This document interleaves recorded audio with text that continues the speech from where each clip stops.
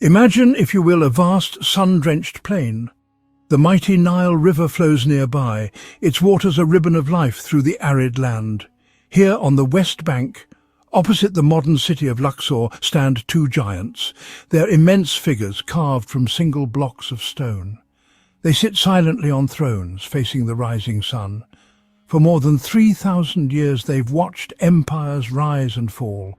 They've seen countless dawns break over the Theban hills. These are the Colossi of Memnon, twin statues of a great pharaoh, frozen in time yet somehow alive-looking. They're the last remnants of a world long vanished.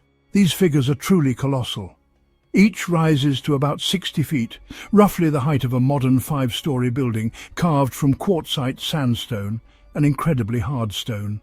Their weight is staggering, over 700 tons each. Imagine stacking more than 100 adult African elephants. For centuries they've sat, weathered by wind and sand, features worn, bodies cracked, but presence utterly commanding, not merely statues, guardians of a forgotten gateway. These two statues did not always sit in such lonely isolation. Behind them stretched one of the largest and most opulent mortuary temples ever built in Egypt. It was the temple of Pharaoh Amenhotep III. The temple complex covered a vast area sprawling over nearly 87 acres. Today almost nothing of it remains above ground. The annual floods of the Nile have washed it all away. Imagine this temple in its heyday. A long avenue lined with sphinxes would have led visitors towards the main entrance. Great courtyards filled with statues, columns opened up one after another, walls covered in vibrant reliefs depicting the pharaoh's great deeds. Priests would have performed daily rituals, their chants echoing through the sacred spaces. Only the two colossal quartzite statues were too massive, too heavy to be moved, and so they remain, solitary witnesses to the grandeur that once lay behind them. For centuries, the northern Colossus held a strange and captivating secret. Following a powerful earthquake in 27 BC, which shattered its upper half, the statue began to sing at dawn. As the first rays of sunlight warmed the cool morning stone, a strange musical sound would emerge from the fractured giant. It was described by early travellers as a sad, whistling moan, or sometimes like the snapping of a harp string. This phenomenon turned the silent stone giant into an ancient oracle. People travelled from all corners of the Roman Empire, from Greece to Rome, to hear the mysterious sound for themselves. The Greeks and the Romans re-identified the statues. They did not see the Egyptian pharaoh Amenhotep III. Instead, they saw Memnon, the mythical hero king of Ethiopia. In Greek mythology, Memnon was the son of Eos, the goddess of the dawn. He had fought bravely in the Trojan War, only to be slain by the great warrior Achilles. The Romans believed that the mournful sound was Memnon crying out to his mother, the dawn goddess, each morning as she greeted him with her light. Distinguished visitors, including several Roman emperors, made the pilgrimage. The Emperor Hadrian and his wife Sabina visited in 130 AD and heard the sound on multiple occasions. These visitors often left inscriptions on the statue's legs and base. Like a visitor's book carved in stone, tell us who came, when they came, and whether they were fortunate enough to hear the lament of Memnon. Around the year 199 AD, the Roman Emperor Septimius Severus had the fractured upper half of the statue repaired using several blocks of sandstone. His intention was to honor the oracle, but by repairing the statue, he inadvertently silenced it. Memnon fell silent and has remained so ever since.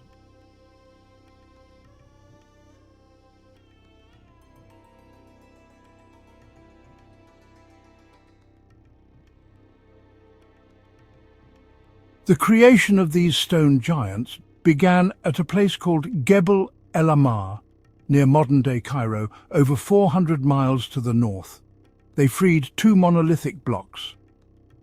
The massive block was likely dragged on a wooden sledge from the quarry to the banks of the Nile River. At the river, the block was loaded onto an enormous barge. The journey up the Nile was a slow and majestic procession. Arriving at Thebes was only half the battle. They painstakingly hauled the blocks into their final positions. Once positioned, the final carving could begin. A process of subtraction revealed the divine figure from raw quartzite. The man immortalized in these two colossal statues was a real and incredibly powerful ruler, Pharaoh Amenhotep III. He reigned during the 18th dynasty, the golden age of ancient Egypt. His reign brought remarkable stability, unprecedented prosperity, and breathtaking artistic achievement. He was the greatest builder of his age. His construction projects were vast and numerous, transforming the landscape of Egypt. The most ambitious of all Amenhotep III's projects was his own mortuary temple. It was a place where Amenhotep III, the living man, could merge with his own divine image and be worshipped as a god on earth. Their purpose was to announce the divine nature of the temple's owner and to magically protect the sacred precinct that lay behind them. They were the eternal watchers at the threshold of the pharaoh's heavenly mansion. The Colossi of Memnon have endured more than just the passage of 3 millennia. They've survived centuries of natural disasters and human interference. Later pharaohs and Roman builders plundered the site.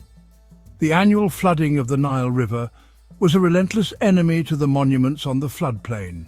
For centuries, folks believed the Grand Mortuary Temple was lost forever. But since 1998, a dedicated team of archaeologists has been working to uncover the secrets buried beneath the soil. The most exciting discoveries have been the hundreds of statues and statue fragments that have been pulled from the mud, especially the lioness-headed goddess Sekhmet. In a remarkable effort, they've lifted and restored several other colossal statues, placing them back in their original positions. The lost temple is slowly and honestly, quite magically, rising from the earth once more. Long after the Roman pilgrims had departed, the Colossi continued to exert a powerful pull on the human imagination, portraying them as sublime, melancholic figures brooding over a lost golden age. Today, millions of tourists from every corner of the globe make the journey to stand at their feet. Their silhouettes at sunrise have become a defining visual of a trip to Luxor. They have been oracles, landmarks, romantic ruins, and scientific treasures. They have watched over the land as beliefs, languages, and empires have turned to dust around them. The Colossi of Memnon are more than just stone and more than just history. They are a vital part of our shared human heritage. Silent sentinels watching over the eternal dawn of civilization. Their mystery and majesty an enduring gift to the world. They will continue to inspire awe and wonder for as long as they stand. If you look closer, the Colossi of Memnon have even more secrets to share, some only revealed in recent years. Once, these giants were not the sun-bleached sandstone we see today. Traces of vibrant pigments suggest their surfaces gleamed with colour. Deep reds, ochres, hints of blue, hints of green. Imagine sunlight dancing on painted crowns, royal regalia, transforming the statues into dazzling guardians of the temple. Centuries of visitors have left their own marks on these ancient titans. Greek travellers, Roman travellers carved their names and messages into the stone. These ancient graffitis still whisper stories of distant lands and long-forgotten hopes, etched for eternity at the feet of pharaohs. Today, the Colossi stand at the crossroads of past and future. Conservators, scientists protect them from erosion, pollution, the relentless march of time. 3D scanning, seismic monitoring experts peering inside the stone, mapping hidden cracks, mapping subtle shifts that could threaten their stability. Each scan helps preserve a digital replica, safeguarding their likeness even as the originals age. Recent discoveries continue to surprise. New fragments, once believed lost, have surfaced, adding missing pieces to the puzzle of the mortuary temple. Were there once matching statues to the north and south? Could undiscovered chambers lie beneath the sand? Modern tourists gaze up in wonder, becoming part of the Colossi's living story, one still unfolding, layer by layer in the Egyptian sun. The silent sentinels endure as ever-evolving witnesses to the dreams and questions of every new generation. Few know that these ancient guardians may have served as celestial markers. Some researchers believe the statues were aligned to greet the rising sun at solstice, their massive forms casting long shadows that tracked the passage of time.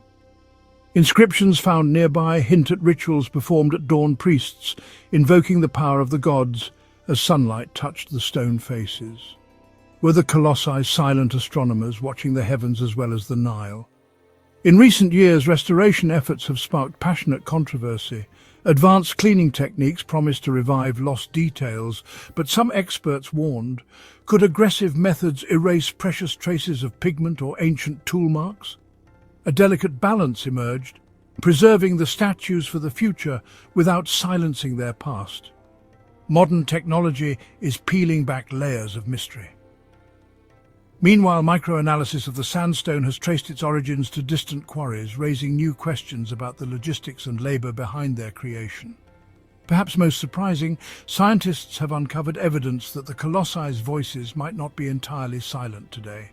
Under certain conditions, as the desert cools at dawn, faint vibrations have been recorded, echoes of the ancient singing phenomenon, now understood as a rare interplay of temperature, stone and air. Each discovery deepens our fascination. The Colossi of Memnon remain not just relics, but partners in a timeless dialogue. As the sun rises over the Theban plain, the Colossi of Memnon stand not only as sentinels of Egypt's ancient past, but as treasures cherished by all humanity. Today, these monumental figures are protected as part of the Theban necropolis, a UNESCO World Heritage Site, recognized for its unparalleled historical and cultural significance. This prestigious status brings the eyes of the world to Luxor, and with them a global commitment to preservation.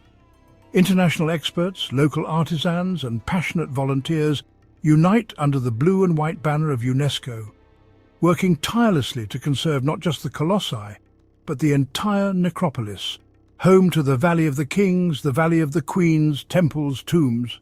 Sweeping aerial views reveal the scale of this sacred landscape, while close-ups show careful hands at work, restoring weathered stone, monitoring environmental changes, and ensuring that every detail is protected for generations yet to come. UNESCO plaques stand as silent promises, reminders that the story of the Colossi of ancient Egypt itself belongs to people everywhere. Through global stewardship and shared pride, the Colossi of Memnon endure. Their shadows stretch into the future, icons of resilience, memory and hope. In safeguarding these giants, we honor the dreams of the past and inspire the promise of tomorrow. Long before the modern world recognized the Colossi of Memnon as a universal heritage, these monumental statues captivated the imaginations of distant civilizations. Among the most enchanted were the ancient Greeks, travelers, scholars, and adventurers. Through the eyes of Greek visitors, the Colossi became more than silent sentinels. They were transformed into legends. Greek historians, poets, and explorers like Strabo and Pausanias recorded their awe in vivid detail. Some arrived at dawn hoping to hear the mysterious singing of the northern statue.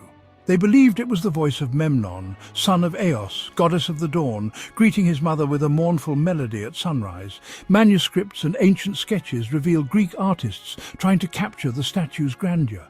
Charcoal strokes tracing enigmatic features that seem both familiar and otherworldly. Greek myths blended with Egyptian history, weaving new stories around the Colossi. Tales of Memnon as a tragic hero of the Trojan War, his spirit lingering in stone, bridging two great cultures. This fascination sparked exchanges of art, language and belief.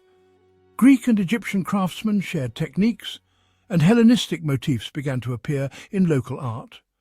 The Colossi featured in Greek writings, inspiring generations of artists and thinkers, echoing through the centuries as symbols of mystery and connection. Statues bathed in golden light, we see them anew, not just as Egyptian marvels, but as beacons that once drew the curious and the wise from across the ancient world. In their silent watch, the Colossi of Memnon remind us of the timeless human quest, to seek, to wonder, to share in the marvels of our past.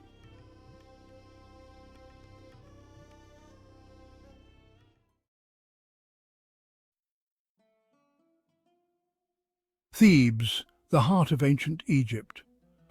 Nestled on the banks of the Nile, Thebes was more than just a city. It was the beating heart of a civilization, showcasing human ambition, faith and artistry. Join us as we uncover the rich history and significance of this ancient city, exploring its grand temples, its royal tombs, and its pivotal role in shaping the story of ancient Egypt. Thebes, even in its ruined state, whispers of a time when it was the religious epicenter of ancient Egypt, particularly during the powerful New Kingdom. Imagine a city alive with the sound of priestly chants, the air thick with the scent of incense burning in honor of Amun-Ra, the king of the gods. Here, within the colossal Karnak temple complex, the Egyptians paid homage to their deities in ceremonies of unparalleled grandeur.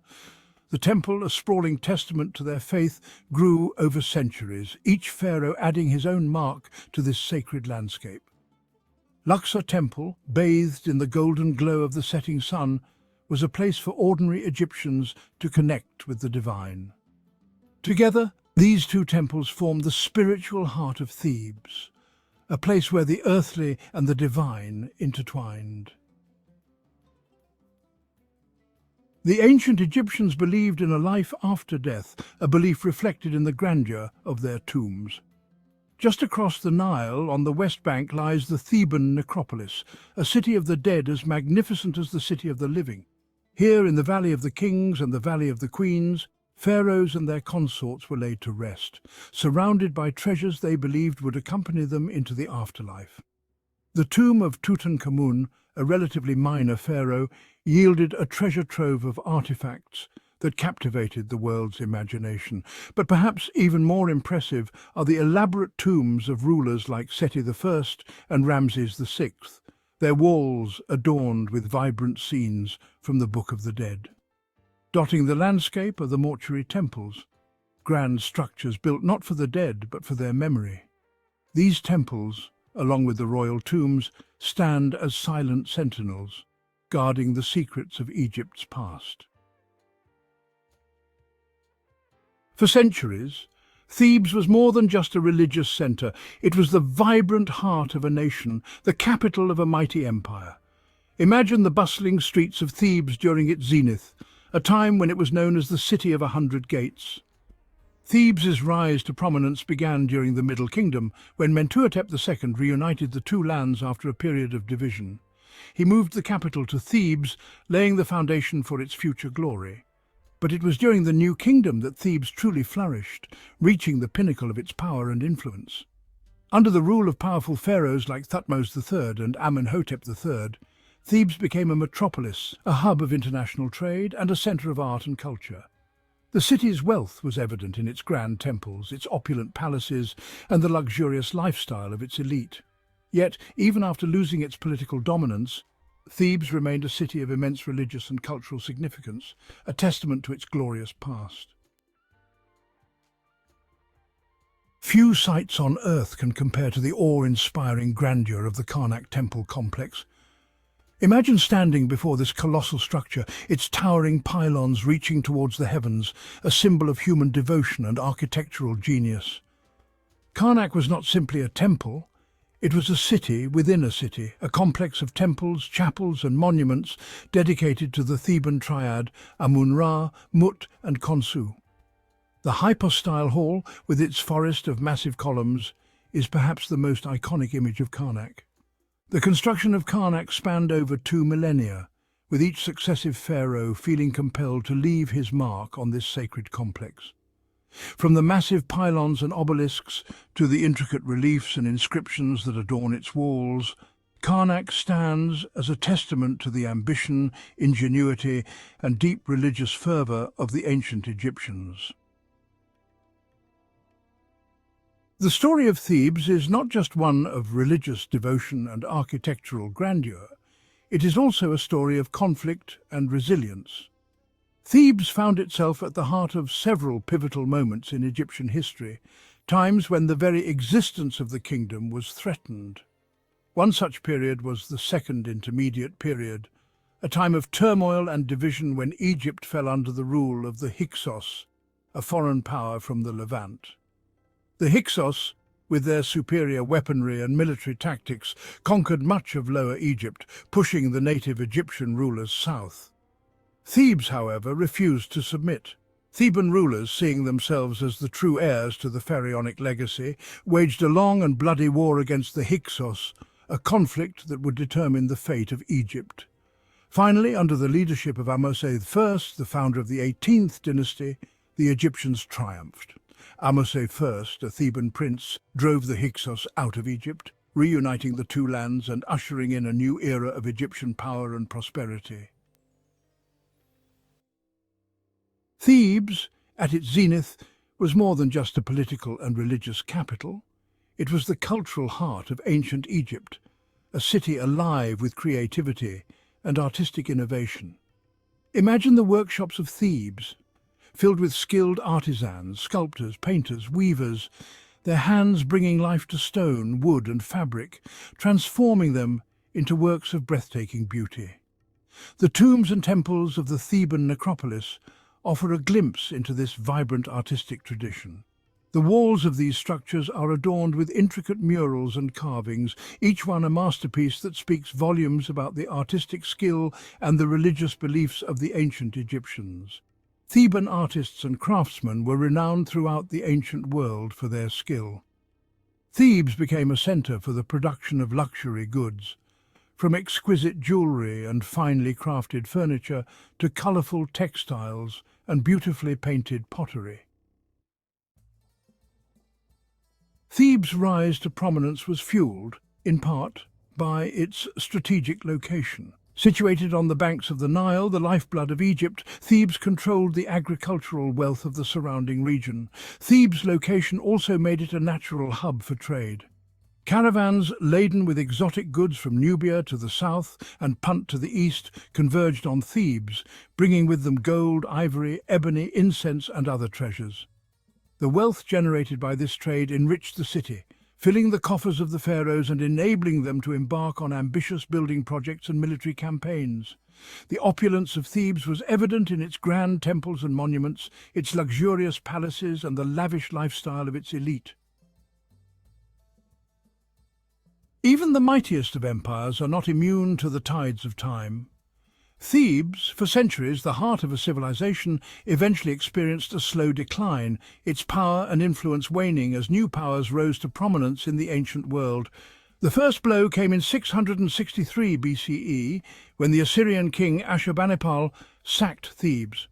The Assyrians, a ruthless and efficient military force, had conquered much of the Near East, and Egypt, weakened by internal strife and economic decline, was unable to withstand their onslaught. The sack of Thebes by the Assyrians was a traumatic event for the Egyptians. The city, once considered invincible, was plundered and burned, its temples desecrated, its treasures carried off to Assyria as spoils of war. Thebes never fully recovered from the Assyrian sack. Centuries later, under Roman rule, Thebes was again sacked, this time after a revolt against Roman authority. Thebes may lie in ruins, its grand temples and palaces reduced to rubble, but its story continues to resonate across the millennia. The remains of this once great city, spread across the modern-day city of Luxor, are now a UNESCO World Heritage Site, a testament to their enduring historical, architectural and cultural significance. The Karnak and Luxor temple complexes, the Valley of the Kings, the Valley of the Queens, and the numerous other tombs, temples and monuments scattered across the Theban necropolis offer an unparalleled glimpse into the world of ancient Egypt. Today, Thebes is one of Egypt's most popular tourist destinations, attracting visitors from all corners of the globe. Thebes was more than just a physical city. It was a powerful symbol woven deeply into the fabric of Egyptian mythology and religious belief. The Egyptians believed that Thebes was the earthly counterpart of the primordial mound that emerged from the waters of chaos at the beginning of creation. It was here, in the heart of Thebes, that the god Amun-Ra, the king of the gods, was said to have first emerged, bringing light and order to the world. Thebes' association with Amun-Ra elevated it to a position of supreme religious significance. The Opet Festival, one of the most important events in the Egyptian religious calendar, was celebrated annually in Thebes. Thebes, in the eyes of the ancient Egyptians, was a sacred city, a place where the boundaries between the earthly and the divine were blurred.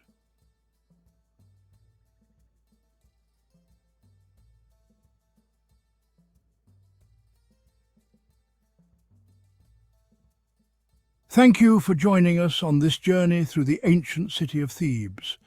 From its grand temples that scraped the sky to the whispers of pharaohs in the Valley of the Kings, Thebes stands as a testament to human ambition, ingenuity, and the enduring power of belief.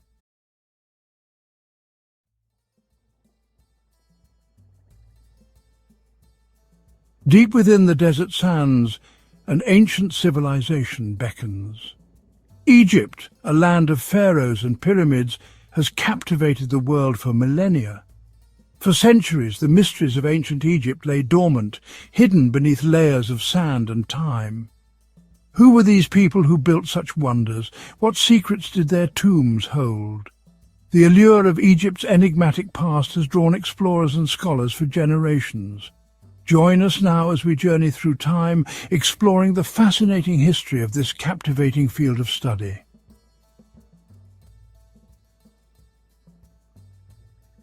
Our exploration begins in antiquity, where early explorers and scholars first attempted to decipher the mysteries of ancient Egypt.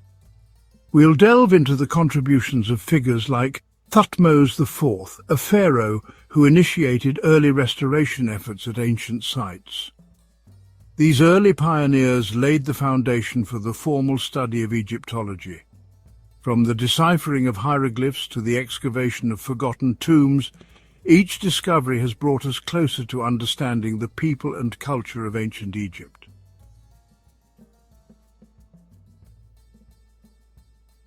Our journey into Egyptology begins not with an outsider, but with a pharaoh himself. Thutmose IV, a ruler during Egypt's glorious New Kingdom, was drawn to the grandeur of the past. He took a particular interest in the great Sphinx of Giza, a colossal statue already ancient in his time. Thutmose, seeing a symbol of both power and mystery, ordered its excavation. Thutmose's initiative marked an early awakening of interest in Egypt's ancient past.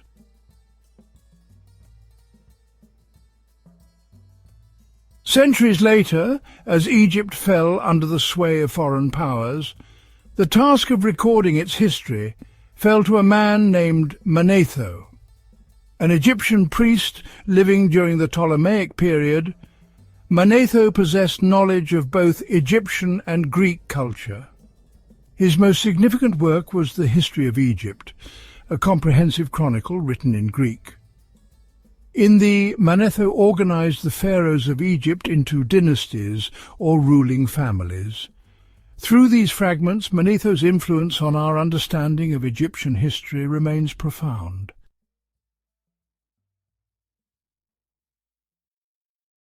The Ptolemaic period, though marking the end of native pharaonic rule, ironically ushered in a new era of engagement with ancient Egypt. The Ptolemies, keen to legitimize their rule, embraced Egyptian culture and traditions. It was during their reign that the famous Rosetta Stone was created in 196 BC. This accidental find would revolutionize the study of ancient Egypt, paving the way for the decipherment of hieroglyphs and the birth of modern Egyptology.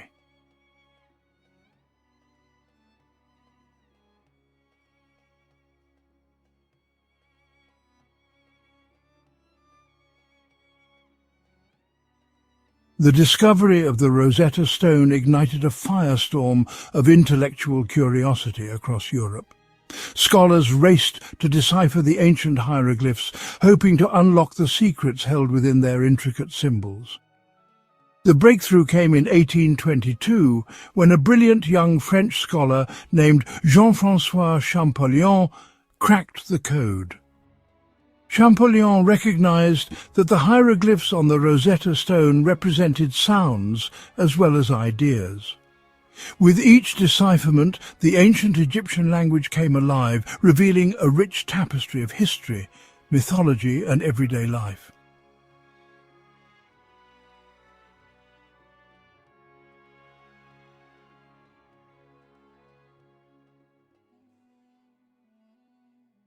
While Champollion's work illuminated the written word, a new generation of explorers and archaeologists ventured into the deserts and tombs of Egypt. Among these pioneers was Sir William Matthew Flinders Petrie, a British archaeologist often hailed as the father of scientific archaeology. Petrie revolutionized the field of archaeology with his meticulous approach to excavation and recording. His insistence on recording even the smallest details laid the foundation for modern archaeological practice.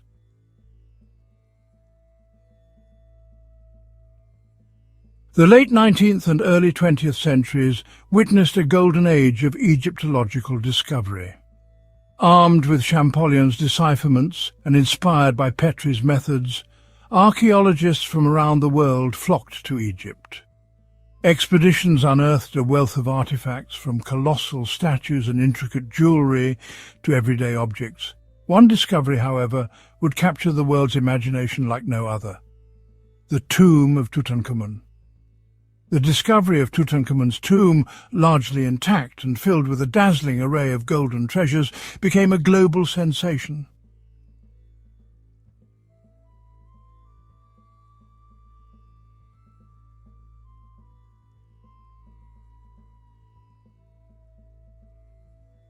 The discovery of Tutankhamun's tomb in 1922 remains a pivotal moment in Egyptology. The world held its breath as Howard Carter peered into the tomb's antechamber. Inside, Carter and his team found over 5,000 artifacts. Golden chariots, carved furniture, alabaster lamps and chests of jewellery filled the tomb. At the heart lay Tutankhamun, his mummified remains in nested coffins, culminating in the iconic golden mask.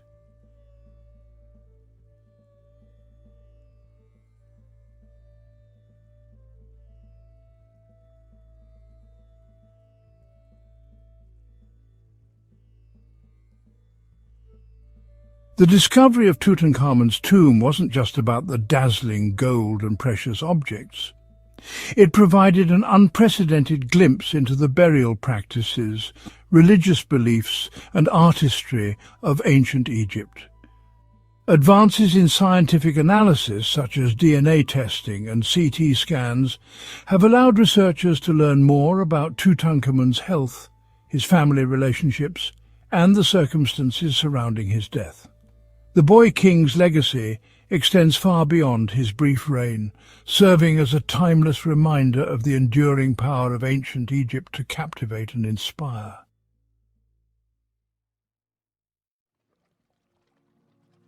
Tutankhamun's tomb was just one of many royal tombs in the Valley of the Kings. This valley near Thebes served as the final resting place for New Kingdom pharaohs. Giovanni Belzoni discovered Seti I's tomb in 1817, its walls adorned with vibrant paintings. These discoveries have painted a vivid picture of ancient Egyptian beliefs and rituals.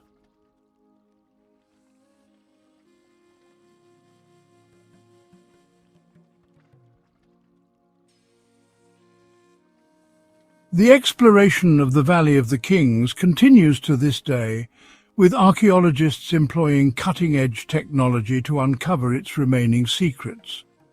Ground-penetrating radar and thermal imaging help locate hidden chambers and passageways.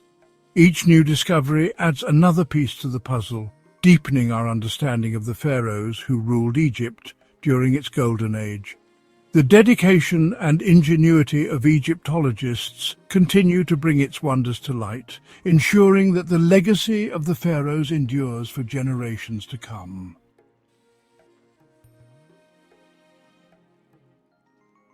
As our understanding of ancient Egypt has grown, so too has the need to protect its fragile legacy. The sands of time, while concealing Egypt's treasures, also pose a threat, as do environmental factors and human activity. To safeguard its heritage, the Egyptian government established the Ministry of State for Antiquities in 2011. This institution oversees all archaeological work in Egypt. The ministry also combats the illicit trade in antiquities, recognizing each looted artifact as an irreplaceable loss.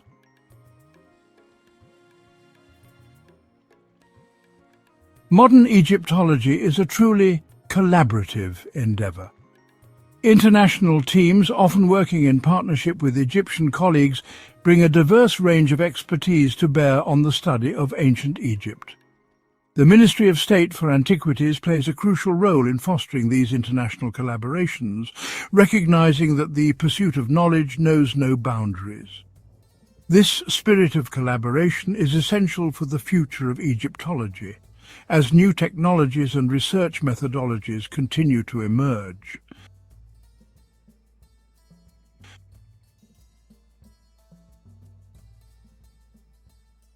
Egyptology, though rooted in the study of the past, is a constantly evolving field. New technologies are revolutionizing the way we explore, analyze, and understand ancient Egypt. Ground-penetrating radar allows archaeologists to peer beneath the sands without disturbing the ground, revealing hidden structures and tombs. Satellite imagery helps identify potential archaeological sites from space, guiding researchers to areas of interest. And in the laboratory, DNA analysis and other scientific techniques provide unprecedented insights into the lives, health, and even the appearance of ancient Egyptians.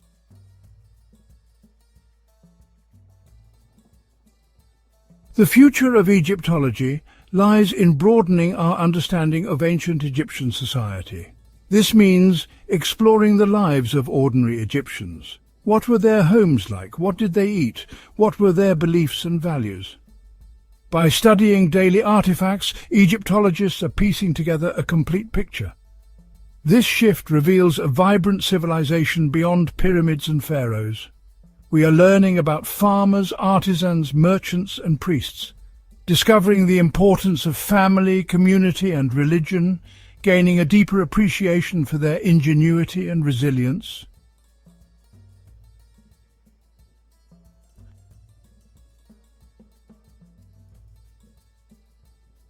As we delve into Egypt's past, we face a crucial challenge: preserving its fragile heritage for future generations. Climate change, pollution, and mass tourism threaten ancient sites and artifacts. Rising groundwater levels erode the foundations of temples and tombs along the Nile. The number of visitors to sites like the Giza Plateau strains these ancient structures.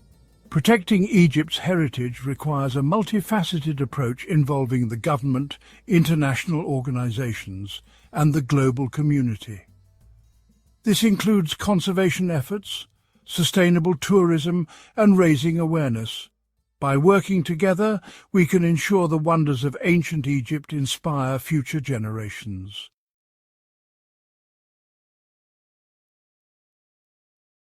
Our journey through Egyptology spans from ancient sands to modern science. We've seen explorers, scholars, and dreamers captivated by ancient Egypt. From restoring the Sphinx to Flinders Petrie's digs, knowledge has been passed down. The Rosetta Stone unlocked the voices of the past. We've stood in awe within Tutankhamun's tomb.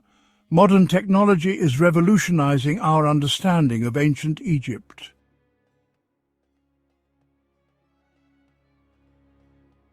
Egyptology is far more than the study of a long-vanished civilization. It's a testament to human curiosity, our desire to understand our place in time. The echoes of ancient Egypt resonate through art, architecture, and language, reminding us that the past shapes who we are. The legacy of the pharaohs lives on in our quest to unravel their mysteries. As long as there are questions to be answered, Egyptology will continue to thrive. The sands of Egypt still hold many secrets, and each generation of explorers uncovers them, adding their own chapter to Egyptology's story.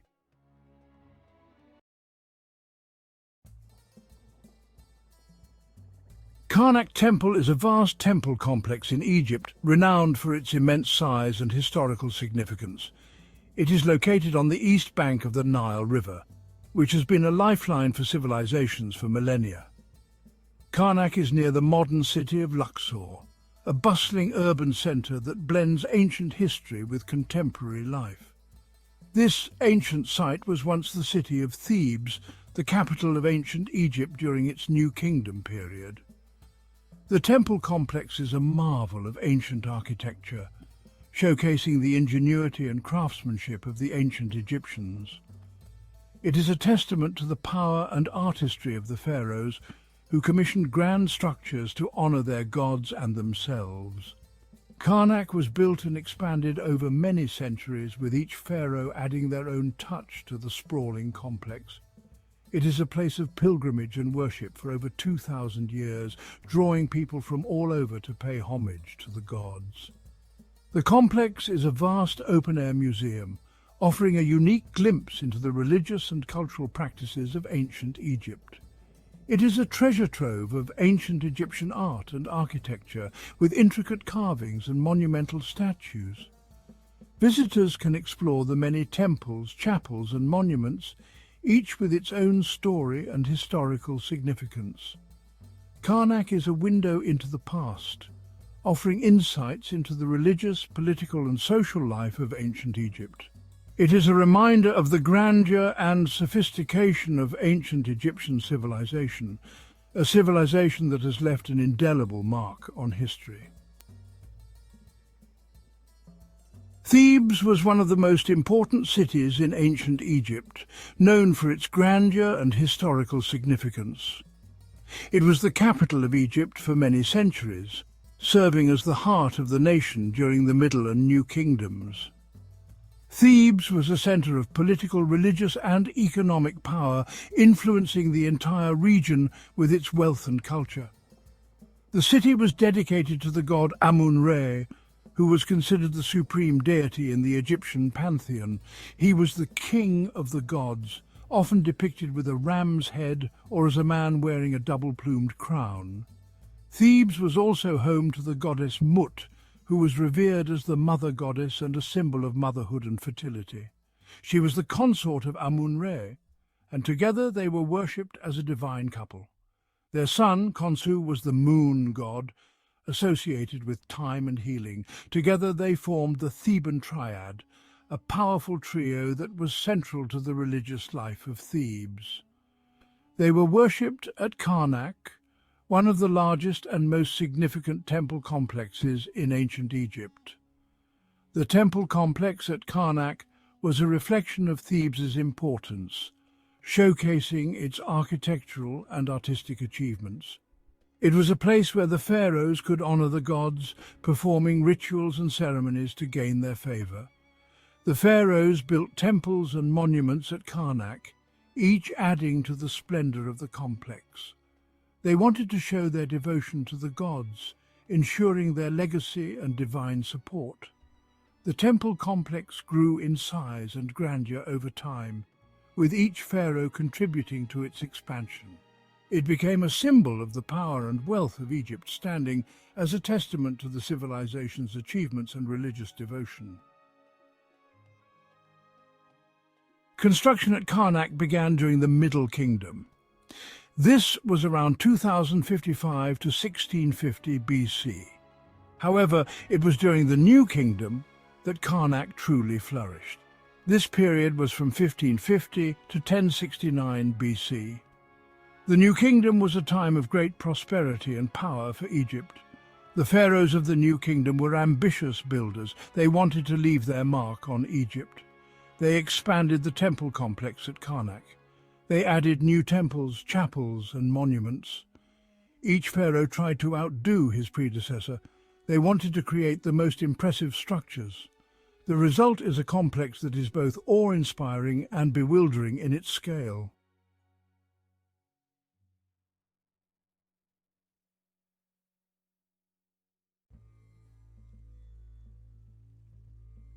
One of the most prolific builders at Karnak was the female pharaoh Hatshepsut. She ruled Egypt from 1478 to 1458 BC. Hatshepsut was a powerful and ambitious ruler. She commissioned many impressive building projects at Karnak. Hatshepsut's most famous contribution to Karnak is her Red Chapel. This is a small but perfectly proportioned shrine. It's made of red quartzite. The Red Chapel was once adorned with brilliant reliefs. It is a testament to Hatshepsut's artistry and her devotion to the gods. Hatshepsut also erected two massive obelisks at Karnak. These towering monuments were once the tallest structures in the world. They are a symbol of Hatshepsut's power and ambition.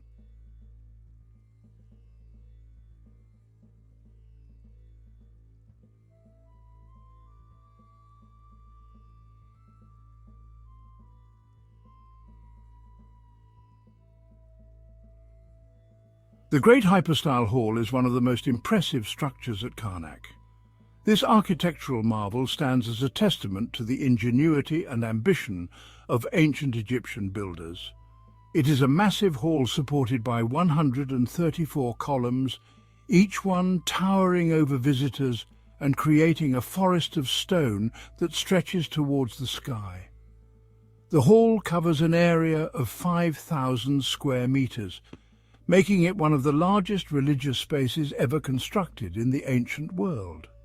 It is big enough to hold 10 cathedrals, a fact that underscores its immense scale and the grandeur of its design. The hypostyle hall was built by the pharaoh Seti I, who initiated its construction as part of his grand vision for the Karnak temple complex. He ruled Egypt from 1290 to 1279 BC, a period marked by significant architectural and cultural achievements. Seti I's son, Ramesses II, completed the hall, continuing his father's legacy and adding his own touches to the monumental structure. The hall is a masterpiece of engineering and artistry, showcasing the advanced techniques and artistic skills of ancient Egyptian craftsmen. The columns are decorated with intricate carvings, depicting scenes of gods, pharaohs, and religious rituals that tell the story of ancient Egypt. The Great Hypostyle Hall was used for religious ceremonies, serving as a sacred space where priests conducted rituals and offerings to the gods. It was a place where the pharaoh could commune with the gods, reinforcing his divine right to rule and his connection to the divine. The hall is a testament to the power and grandeur of the new kingdom, reflecting the might and religious devotion of the pharaohs who built it. Section 6. The Temple's Later Years. The New Kingdom came to an end around 1069 BC. Egypt entered a period of decline. The temple complex at Karnak was still used for religious purposes. However, it was no longer expanded or embellished. In later centuries, Karnak was occupied by the Romans. They added their own touches to the complex. They built a temple to the god Jupiter. The Romans also converted some of the existing temples into churches.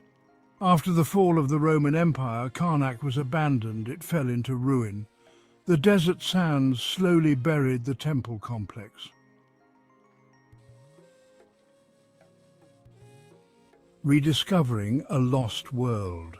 For centuries, Karnak lay forgotten. The local people knew of its existence. However, the outside world had no idea of its scale or grandeur. In the 18th century, European explorers began to rediscover the wonders of ancient Egypt. In 1798, Napoleon Bonaparte launched his expedition to Egypt. He brought with him a team of scholars and scientists. They were tasked with documenting the ancient monuments of Egypt. The team produced detailed drawings and descriptions of Karnak. These publications helped to spark a wave of interest in ancient Egypt. In the 19th century, archaeologists began to excavate Karnak in earnest. They uncovered the temple complex. Karnak, a World Heritage Site. Today, Karnak is one of the most popular tourist destinations in Egypt. It is a UNESCO World Heritage Site. The complex is visited by millions of people every year. Karnak is an important site for archaeologists and historians. It is a rich source of information about ancient Egyptian culture and religion. Archaeologists are still excavating Karnak. They're making new discoveries all the time.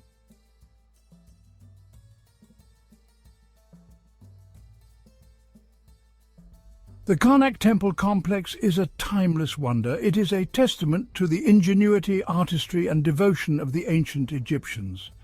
Karnak is a place of pilgrimage, worship and wonder for over 2,000 years. It continues to inspire us today. As the sun sets over Karnak, it casts long shadows over the ancient stones. It is a reminder of the passage of time. Karnak is a place where the past feels very much alive. It is a place where we can connect with the ancient world.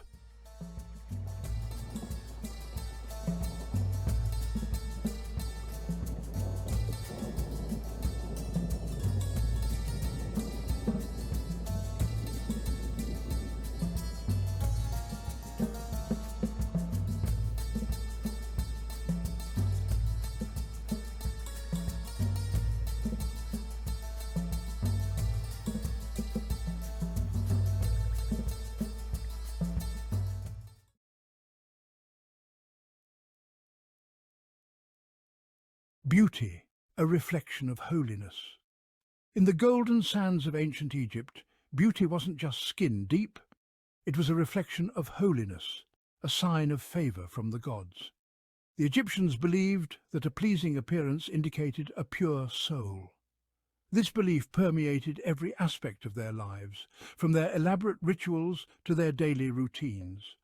This spiritual connection between beauty and divinity fueled the Egyptians' fascination with cosmetics. They weren't merely tools to enhance, they were sacred instruments to connect with the divine. Cosmetics were used to ward off evil, ensure good health, and appease the gods. In essence, applying makeup was an act of devotion. Cosmetics for all, a spiritual connection. In ancient Egypt, the pursuit of beauty transcended gender. Both men and women adorned themselves with cosmetics. This widespread use underscores the deep spiritual significance Egyptians attached to their appearance. Men, women and even children painted their eyes with kohl, a dark pigment believed to ward off the evil eye. They believed that a well-presented appearance, regardless of gender, reflected a harmonious balance between the physical and spiritual realms. This belief fostered a society where cosmetics were not seen as frivolous, but as essential tools for spiritual well-being.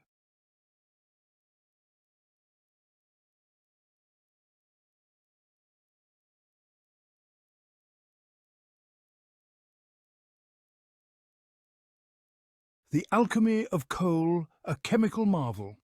This ancient cosmetic has fascinated historians and chemists alike for centuries.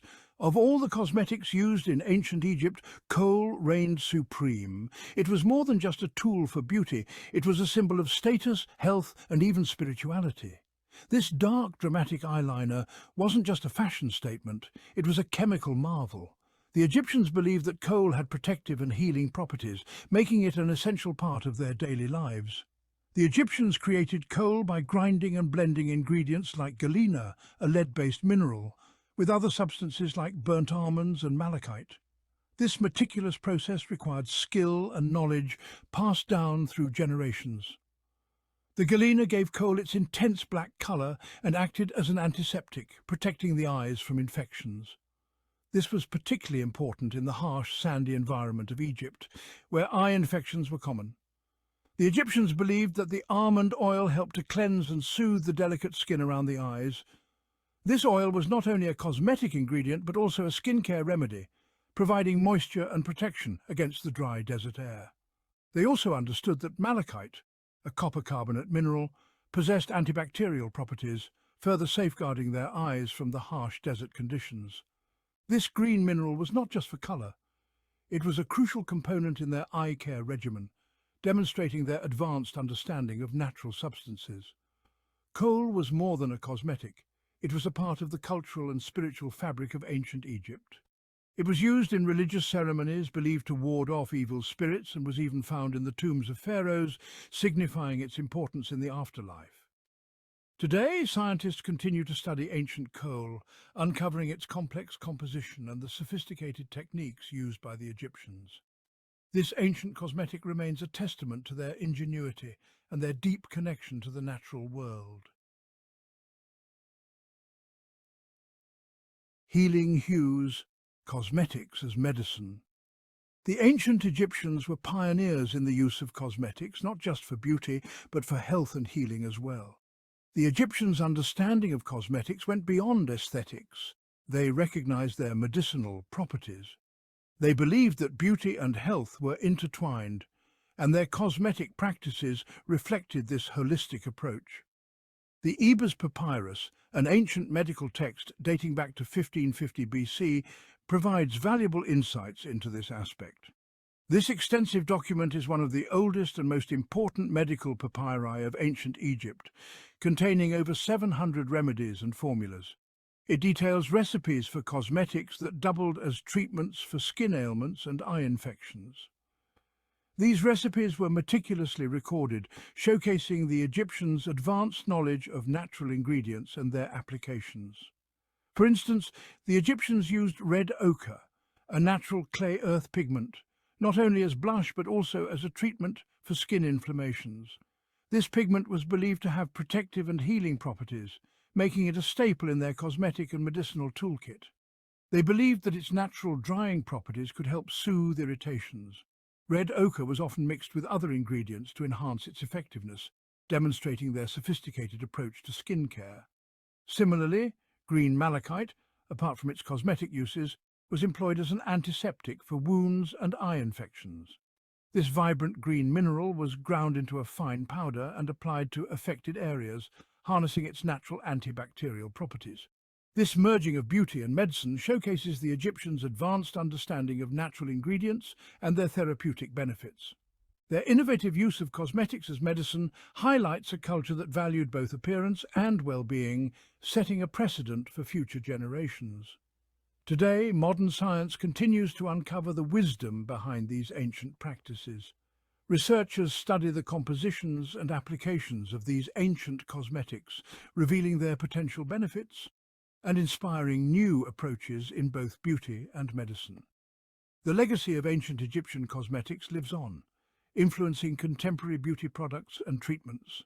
By blending ancient wisdom with modern science, we continue to explore the healing power of cosmetics, just as the Egyptians did thousands of years ago.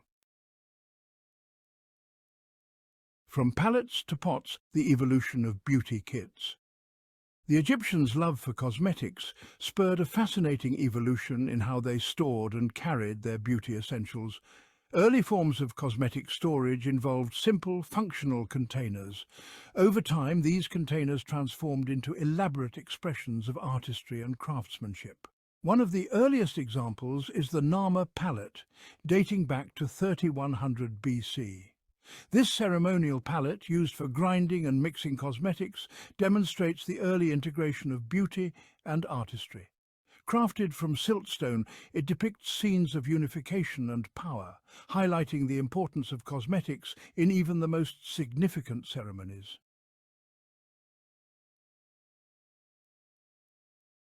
Tools of the trade applying ancient allure. The application of cosmetics in ancient Egypt was a meticulous ritual, requiring specialized tools. These tools, often crafted from materials like wood, bone, and ivory, illustrate the Egyptians' dedication to achieving their desired aesthetic. Coal applicators, for instance, were thin, elongated tools, often made of wood or ivory.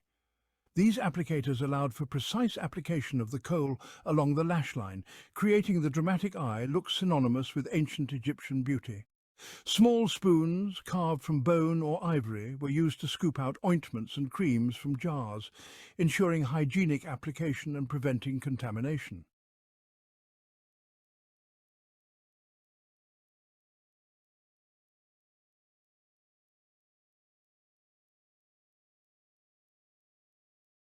Status symbols, cosmetics, and social standing. While cosmetics were ubiquitous in ancient Egypt, access to certain ingredients and elaborate containers signified social standing. The use of makeup was not merely for aesthetic purposes, but also a reflection of one's place in society. The elite enjoyed access to rare and expensive ingredients, such as lapis lazuli, a deep blue gemstone imported from distant lands.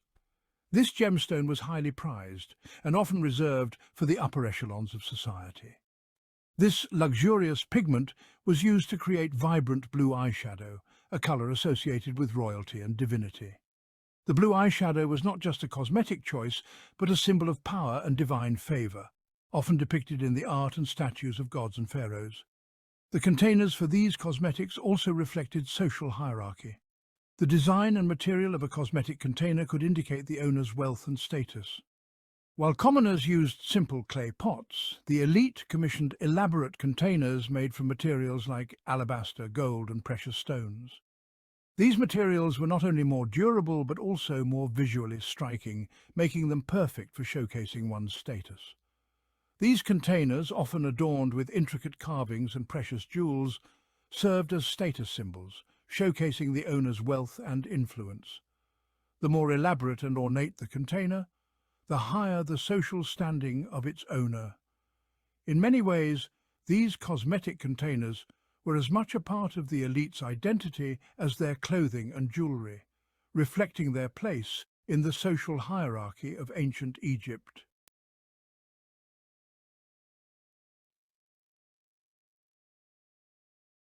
Beauty inside and out. The ancient Egyptians' approach to beauty provides a fascinating glimpse into a civilization that valued both the aesthetic and the practical. Cosmetics were not merely superficial adornments, they were tools of spiritual connections, symbols of status, and even instruments of medicine. From the chemical ingenuity of coal to the evolution of cosmetic palettes, the ancient Egyptians' pursuit of beauty left an indelible mark on history. Their legacy reminds us that beauty can be both powerful and purposeful, reflecting deeper cultural values and beliefs. It is a testament to the enduring human desire to enhance our appearance and connect with something larger than ourselves.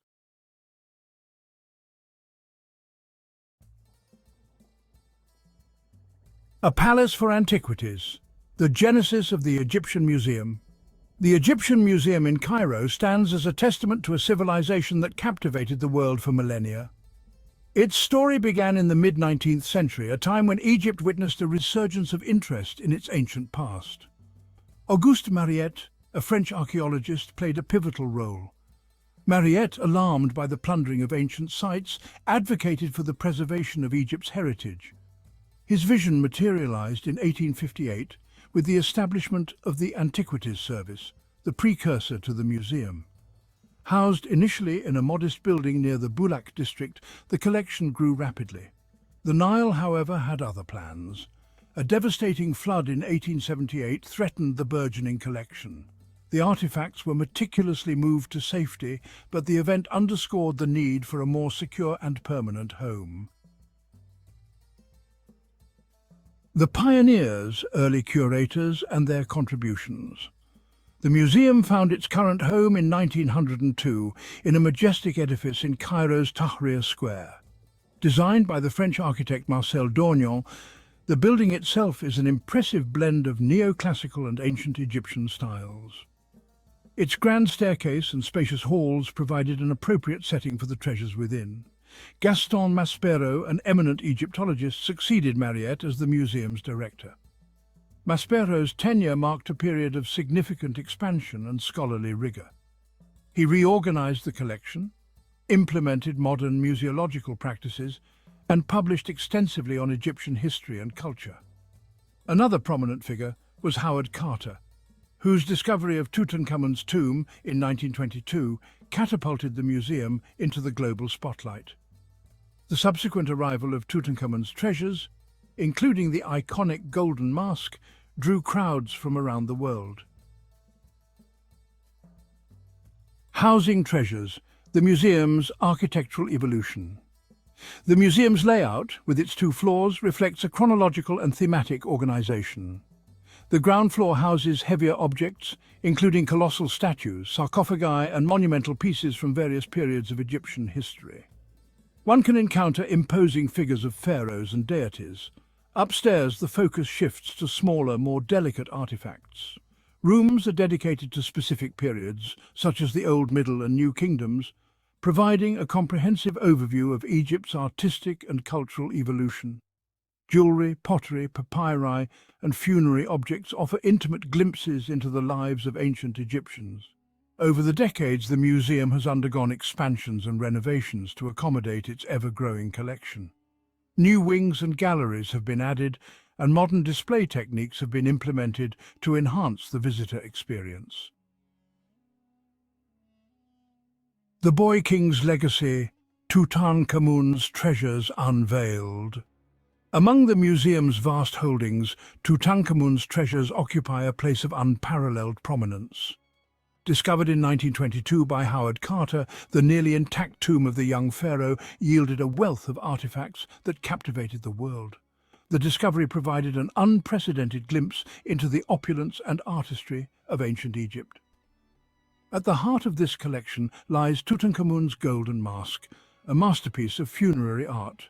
Crafted from solid gold and inlaid with semi-precious stones, the mask is a breathtaking example of ancient craftsmanship. Its serene expression and idealized features embody the youthful king's eternal afterlife.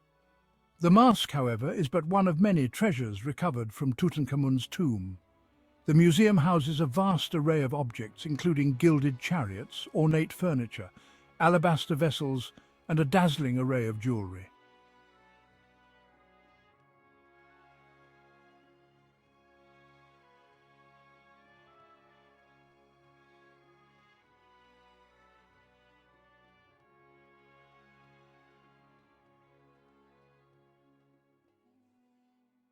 Tutankhamun's tomb contained over 5,000 artifacts, each meticulously crafted and imbued with symbolic meaning. The chariots, for example, were not merely modes of transportation, but represented the king's power and divine status. The furniture, adorned with intricate carvings and inlays, served both practical and ritualistic purposes.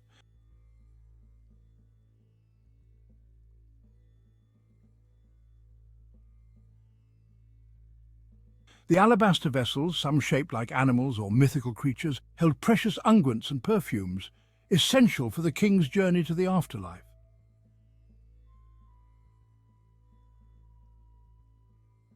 The jewellery, ranging from delicate necklaces to elaborate pectorals, showcased the skill of ancient Egyptian goldsmiths and reflected the king's status and wealth. The sheer quantity and quality of the artifacts from Tutankhamun's tomb provide an unparalleled understanding of the funerary practices, religious beliefs, and artistic achievements of ancient Egypt.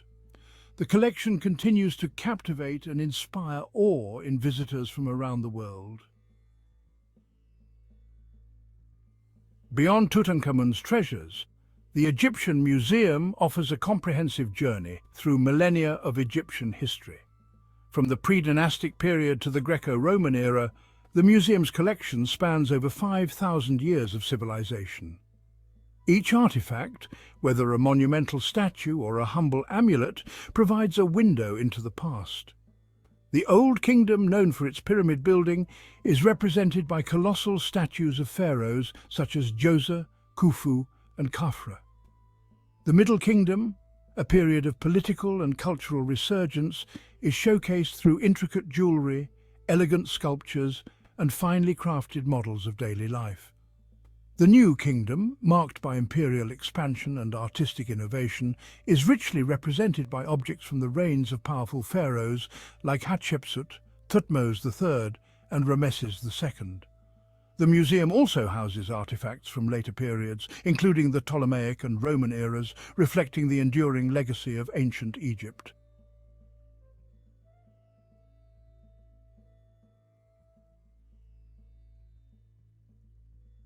Within the museum's walls, countless stories unfold, each object whispering tales of a bygone era.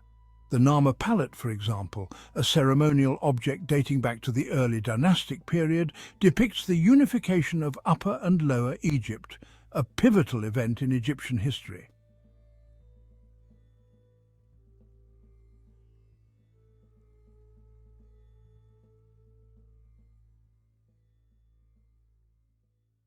The museum also houses a vast collection of papyri, ancient scrolls containing a wealth of information about Egyptian literature, religion, medicine, and daily life. The Book of the Dead, a collection of funerary texts, provides insights into Egyptian beliefs about the afterlife. Beyond the iconic artifacts, the museum holds countless hidden gems, each with its own story to tell. A small amulet worn for protection, a child's toy, a scribe's palette. These everyday objects offer intimate glimpses into the lives of ancient Egyptians.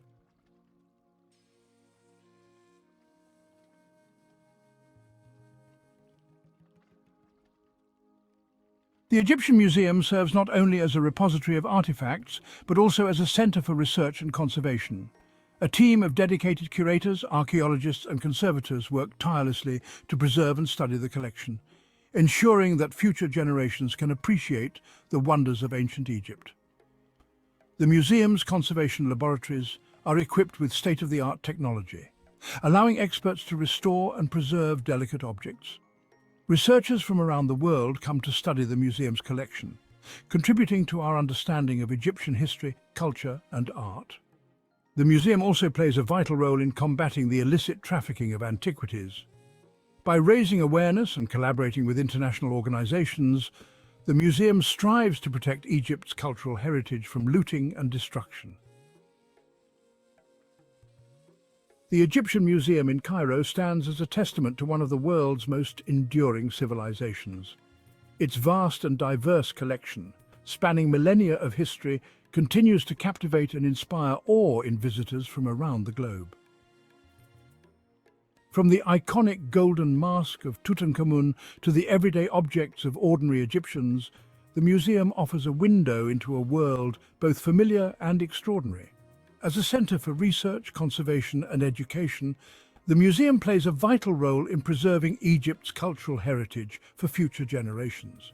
Its mission extends beyond its walls, fostering a deeper appreciation for the achievements of ancient Egypt and inspiring a sense of wonder at the ingenuity, creativity, and resilience of the human spirit.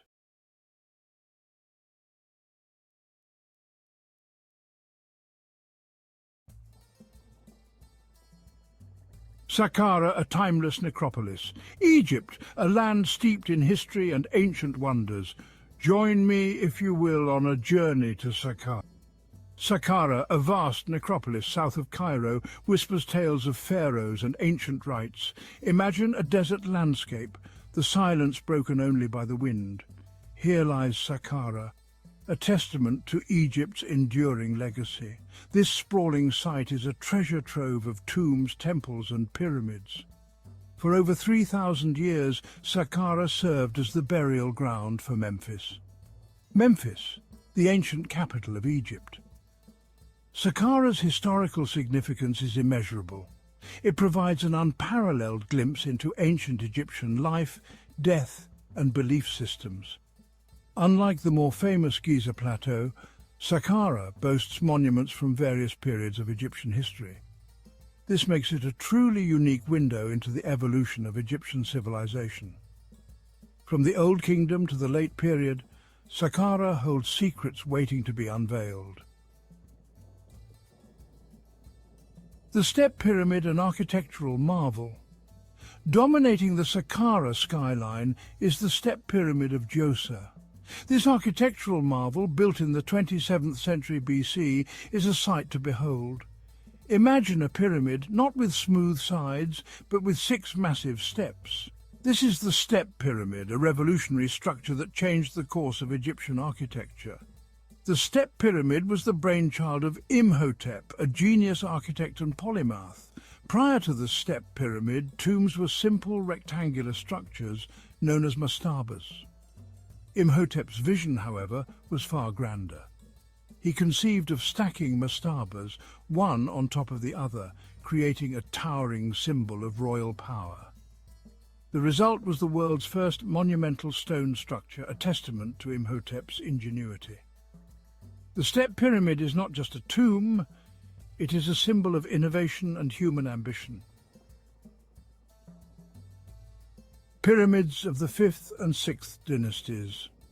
The step pyramid of Djoser may be Saqqara's most iconic monument, but it is far from the only pyramid at this sprawling site. The 5th and 6th dynasties also left their mark on Saqqara, constructing pyramids that, while smaller than Djoser's masterpiece, are no less intriguing. These later pyramids, often referred to as true pyramids due to their smooth sides, reflect the evolution of pyramid building techniques. Among these, the Pyramid of Unas stands out. This pyramid, though modest in size, holds a special place in Egyptian history as the final resting place of Pharaoh Unas. The Pyramid of Unas is remarkable for another reason. It contains the earliest known examples of pyramid texts. These texts, inscribed on the walls of the pyramid's inner chambers, are a collection of spells and incantations intended to assist the deceased pharaoh in the afterlife.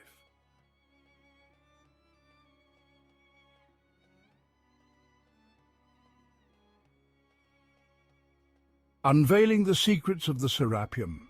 Deep beneath the sands of Saqqara lies another wonder, the Serapeum. This subterranean complex, a labyrinth of tunnels and chambers, served a unique purpose. It was the burial ground for the Apis bulls. To the ancient Egyptians, the Apis bull was no ordinary animal. It was considered a living embodiment of the god Ptah, the patron deity of Memphis. When an Apis bull died, it was mummified and interred in the Serapeum with great ceremony. These burials were lavish affairs, accompanied by offerings of food, jewellery, and other precious objects. The Serapeum's discovery in the 19th century caused a sensation. The massive granite sarcophagi, some weighing over 60 tons, contained not only the mummified remains of the bulls, but also a wealth of artifacts that provided invaluable insights into this ancient cult.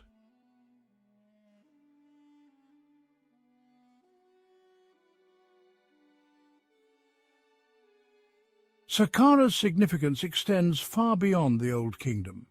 It continued to be an active burial ground for centuries, reflecting the ebb and flow of Egyptian history. During the First Intermediate Period, a time of political upheaval and decentralization, Saqqara witnessed the construction of new tombs and the expansion of older ones. These tombs, while perhaps less grand than their Old Kingdom predecessors, reflect the changing political landscape and the emergence of new regional powers. The Middle Kingdom saw a resurgence of royal power and a renewed interest in Saqqara. Pharaohs of this era, eager to connect with their glorious ancestors, commissioned new monuments and restored older ones. It was during the New Kingdom, however, that Saqqara experienced another period of intense activity. The pharaohs of this era, though they had moved their capital to Thebes, still recognized the importance of Saqqara as a sacred site.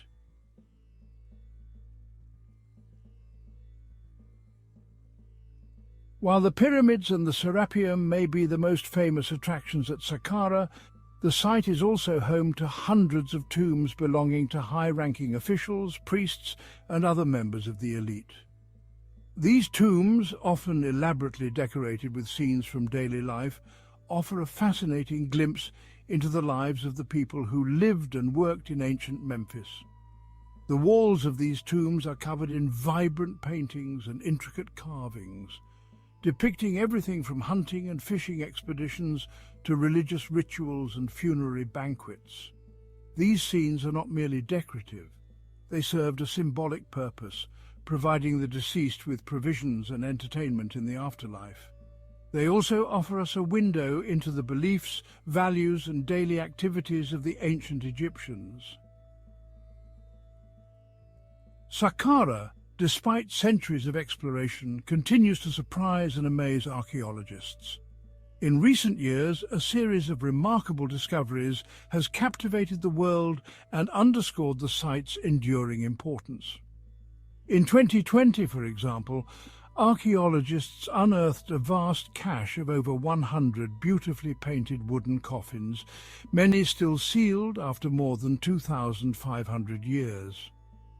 These coffins, containing the mummified remains of men, women and children, provide a unique glimpse into ancient burial practices and religious beliefs. The discovery of new tombs and artifacts at Saqqara is not a rare occurrence. The site is vast, and much of it remains unexplored. Each new find adds to our understanding of this ancient necropolis and the people who lived and died there.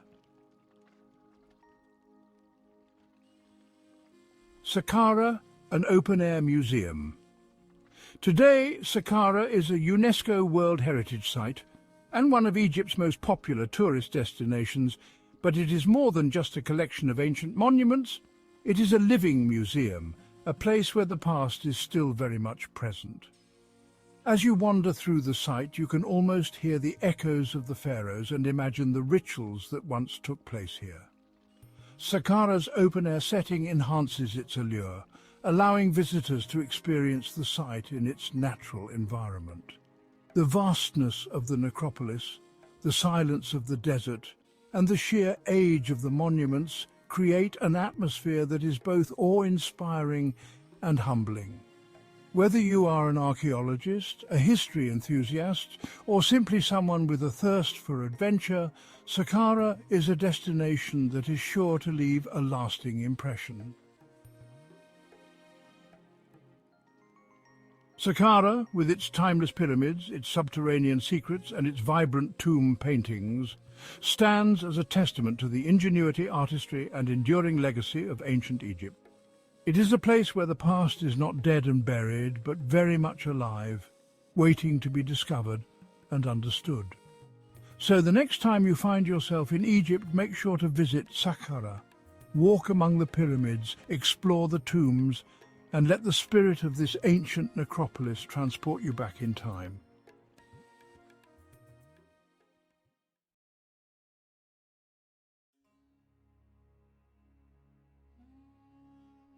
On the west bank of the Nile, opposite Luxor, lies the Theban necropolis, a city of the dead that has fascinated the world for centuries.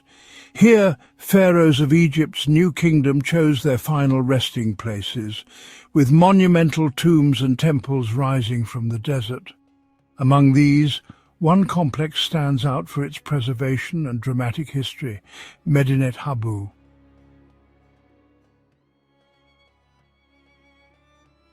Medinet Habu's heart is the mortuary temple of Ramesses III. Its towering pylons and decorated halls dominate the landscape. Built as a temple of millions of years, it was meant to secure the king's legacy and union with the gods. Its walls vividly recount Egypt's struggle against the Sea Peoples, mysterious raiders who threatened to plunge the world into chaos. Here, Ramesses III is immortalized as the savior of Egypt, his victories carved in stone.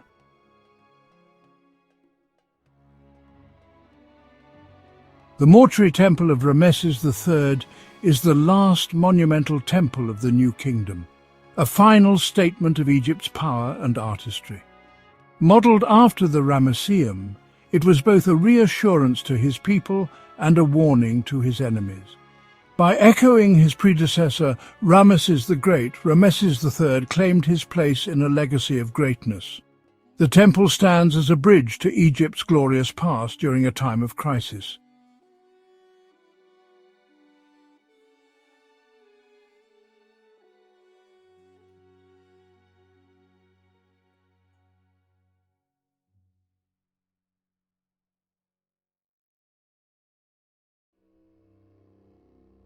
Medinet Habu's temple is unique for its fortress-like design, with double walls and a Syrian-style Migdal gate. Built during an age of turmoil, its defences reflect the anxieties of the era: famine, invasion and collapse. The reliefs show Ramesses III defending Egypt from Sea Peoples and Libyan tribes. The temple was both sanctuary and stronghold, embodying the pharaoh's role as Egypt's protector.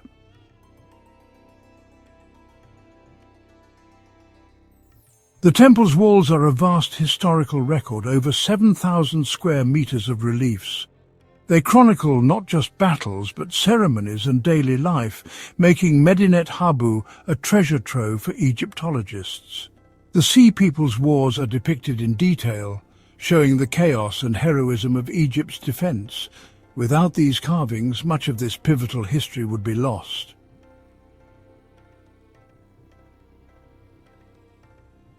The name Medinet Habu is layered with history.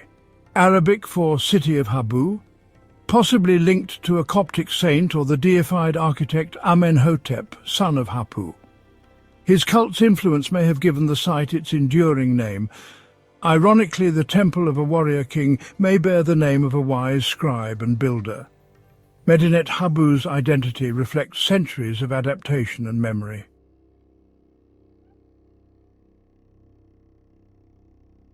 Before Ramesses III, this land was sacred as Djemme, the site where creation myths placed the burial of the Ogdoad, 8 primordial gods. Early temples here honored the creator god Amun, drawing royal patronage for centuries. Ramesses III built his temple atop this holy ground, absorbing its ancient power. In doing so, he linked his legacy to the very origins of creation and renewal.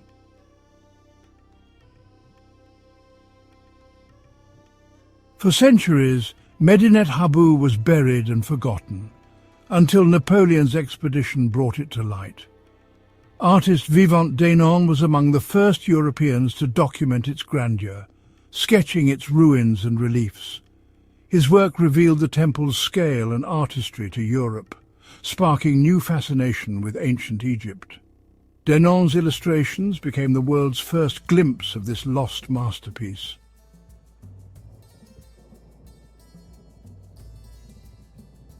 Decades later, Jean-François Champollion, who deciphered hieroglyphs, visited Medinet Habu. He could finally read the temple's inscriptions, identifying Ramesses III and the stories of the Sea Peoples. With Champollion, the temple's silent walls became a living historical narrative. Medinet Habu's voice was restored after millennia of silence.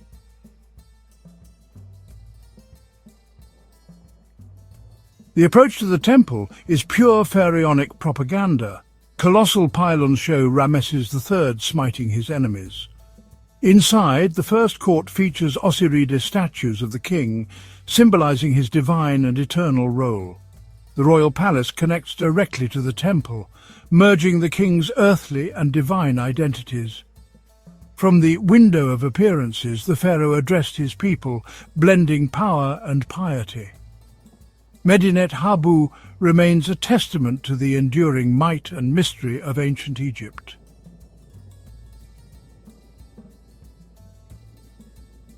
The second pylon of Medinet Habu marks the gateway to the temple's sacred heart. Stepping through, you enter the second court, where the atmosphere shifts to religious solemnity. This perfectly preserved peristyle court, surrounded by colonnades, feels secluded and sacred. The walls are alive with vibrant reliefs, depicting grand religious festivals and processions. Beyond lies the hypostyle hall, its massive columns evoking awe. As you move deeper, the temple narrows and darkens, drawing you closer to the divine.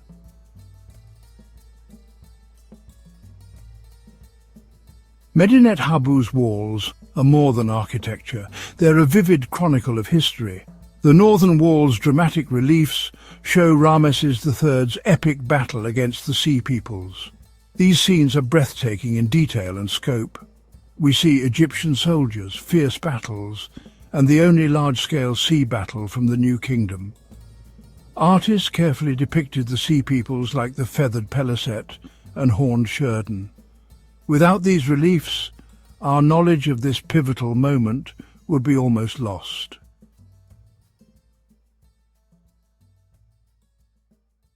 Attached directly to the southern wall of the mortuary temple's first court lies the faint footprint of a building that served a very different purpose, the royal palace of Ramesses III.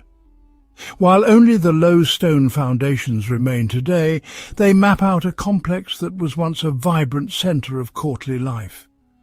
This was the pharaoh's official residence when he was in Thebes, a place for ceremony, administration, and personal relaxation. Its direct connection to the temple was highly symbolic, creating a seamless link between the king's mortal, administrative role and his divine, eternal persona. From here, he could move between his worldly duties and his sacred obligations without ever leaving the sanctity of the fortified enclosure, a physical representation of his dual nature. The palace was constructed primarily of mud brick, which well explains its poor state of preservation compared to the stone temple it adjoined. However, archaeological excavations have revealed a great deal about its layout and function. It contained audience halls, private apartments for the royal family, bathrooms and bedrooms. A key feature was the window of appearances, a raised balcony that opened into the temple's first court. From this window, the pharaoh would appear before his subjects, soldiers and courtiers gathered below. It was a stage for the pageantry of kingship, a place from which Ramesses III could bestow honours upon loyal officials and display the spoils of war, reinforcing his status as the supreme and generous ruler of the land of Egypt.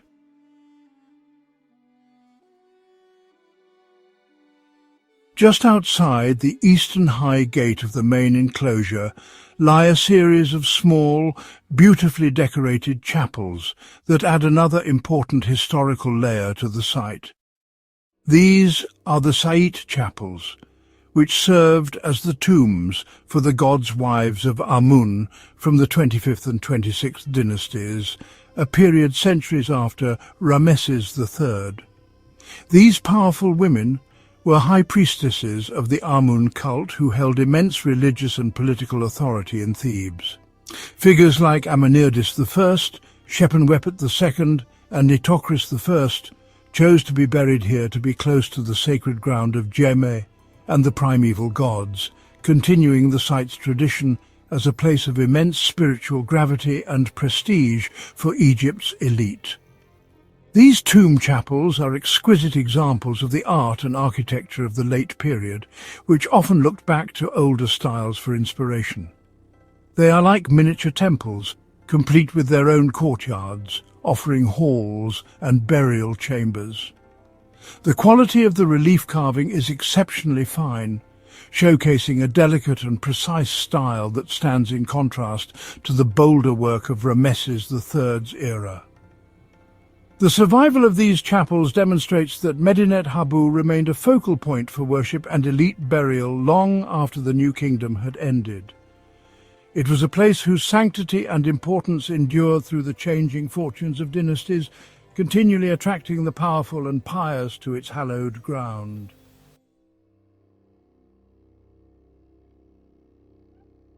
The story of Medinet Habu does not end with the fall of the pharaohs or the burials of the high priestesses.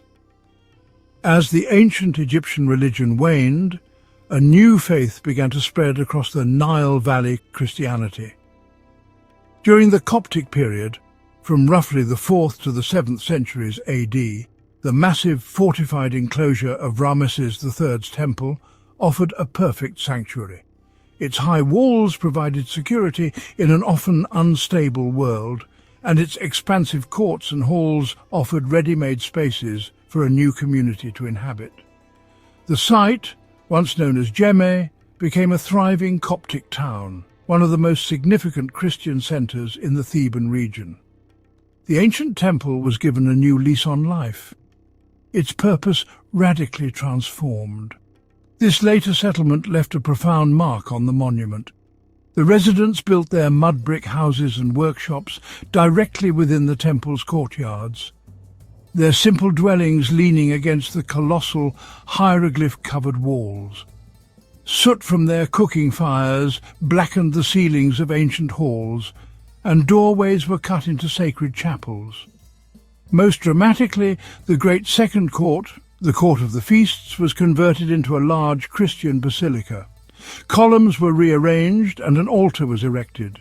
The vibrant reliefs depicting pharaonic festivals were covered over with plaster and painted with images of Christian saints, a powerful symbol of one world being built directly upon the foundations of another, a new sacred narrative overwriting the old one.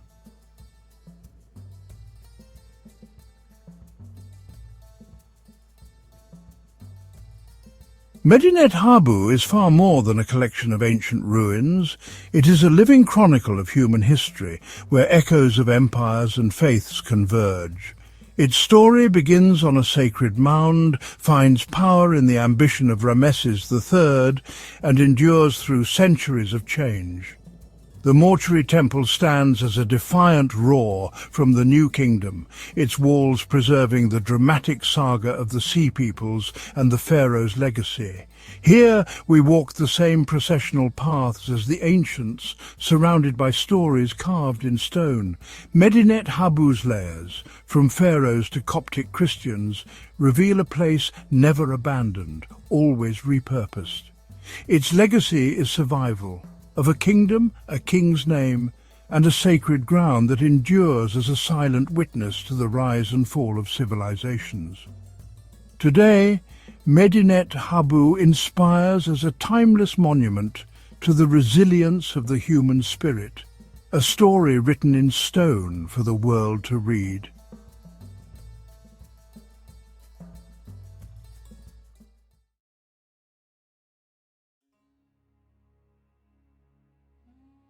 Egypt, a land of enduring mystery.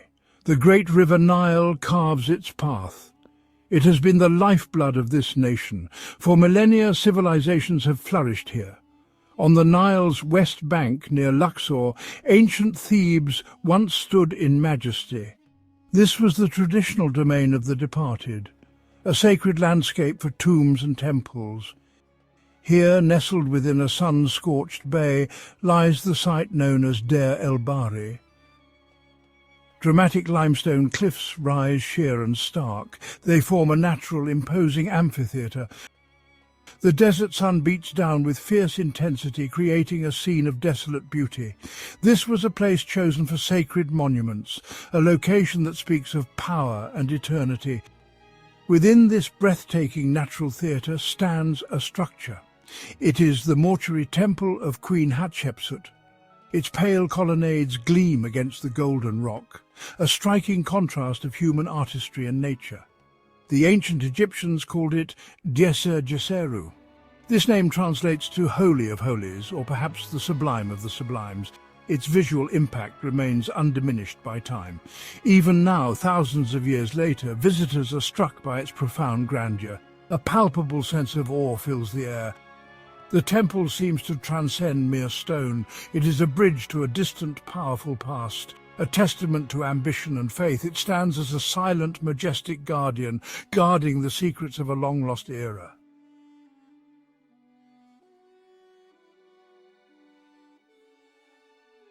The mortuary temple of Hatshepsut is rightly famed. It is considered a masterpiece of ancient architecture. Its design was revolutionary for its time, breaking from many established traditions. The architect Senenmut showed great ingenuity. He created a structure of enduring beauty, one that harmonizes perfectly with its surroundings, a building that seems to grow from the cliffs.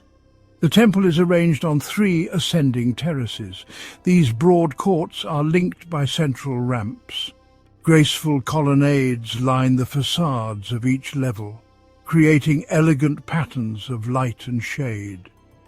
This terrace design was a bold innovation. It allows the temple to merge with the cliff face. It appears almost as a natural extension of the rock, a truly inspired and breathtaking architectural vision. Constructed primarily from gleaming white limestone, the temple would have shone brilliantly under the sun.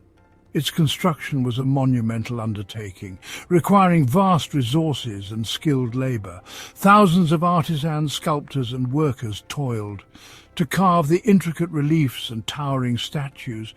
The sheer scale of the complex is awe-inspiring, reflecting the immense power of the pharaoh.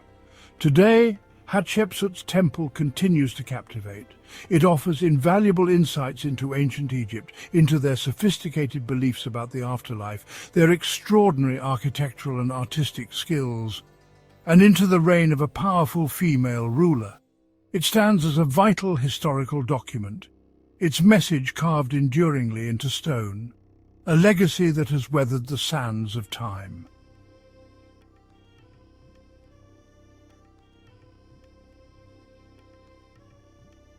The magnificent temple did not spring into existence overnight. Its construction began early in Hatshepsut's reign, likely around her 7th regnal year, circa 1473 BCE. This was a period of stability and growing ambition. Hatshepsut, now firmly established as pharaoh, sought to leave an indelible mark on Egypt's sacred landscape. A monument that would speak of her power and piety, a structure to rival those of her male predecessors. The vision for Djeser is often credited to one man, Senenmut, Hatshepsut's trusted steward and architect. He was a figure of immense influence and talent, overseeing many of the Queen's most ambitious projects. Some scholars suggest a close personal relationship beyond that of a queen and her loyal official. His genius lay in understanding Hatshepsut's desires and translating them into breathtaking architectural reality. The choice of Deir el-Bahri was deeply significant. This bay in the Theban cliffs already held sacred importance.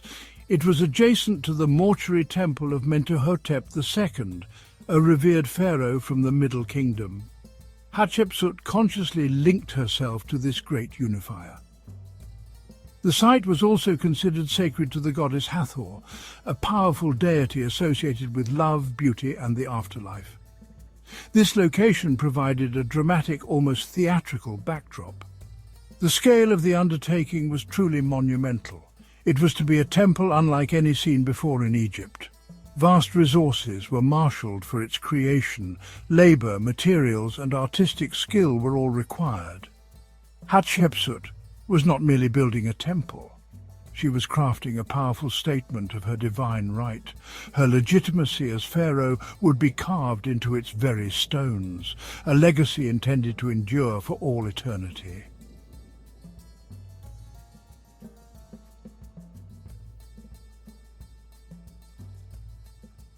The construction of Hatshepsut's temple was a colossal effort. It demanded a vast and highly organized workforce. Thousands of individuals contributed their skills and labor. Skilled stonemasons meticulously shaped the limestone blocks. Artisans carved intricate reliefs and painted vibrant scenes. Engineers and foremen oversaw the complex logistics. Scribes kept detailed records of progress and expenditure.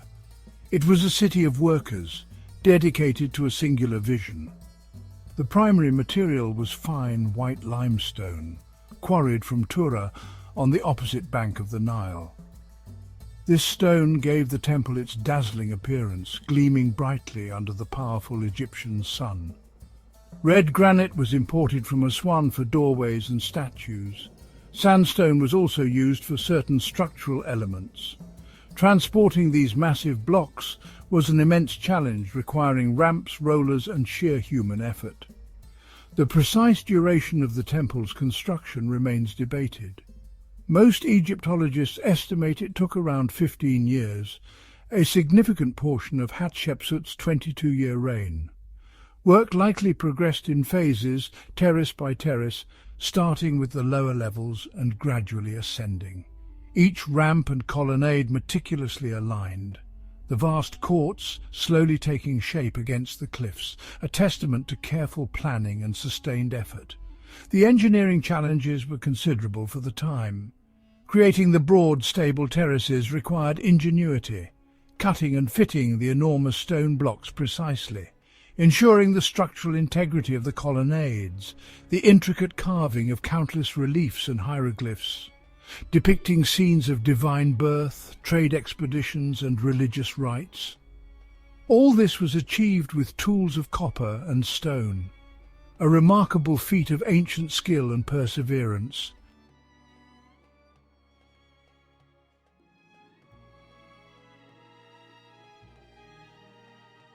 Hatshepsut's temple housed shrines dedicated to key deities, integrating her mortuary cult with Thebes' religious landscape.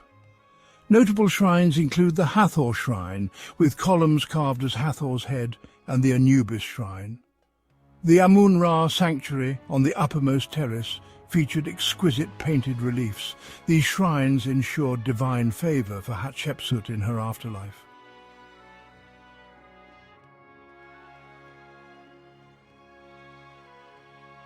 Hatshepsut's mortuary temple stood as a glorious monument, but her tomb was hidden. The temple was for her cult, sustaining her spirit in the afterlife. However, it was not her final resting place. Hatshepsut sought a hidden burial in the Valley of the Kings. The valley offered secrecy, vital for protecting royal mummies. For centuries, Hatshepsut's tomb remained an enigma.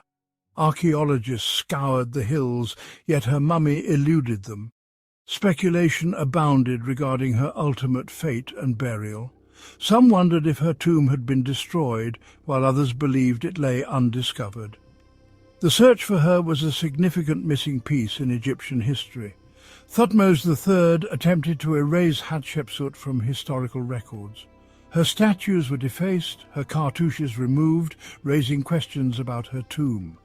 The quest to find her became an attempt to restore a powerful figure. The Valley of the Kings held many secrets. Each discovery offered hints, but no definitive answers. Early explorers documented tombs, yet none were Hatshepsut's. The search required patience, research, and luck. The world awaited the moment her sanctuary would yield its secrets.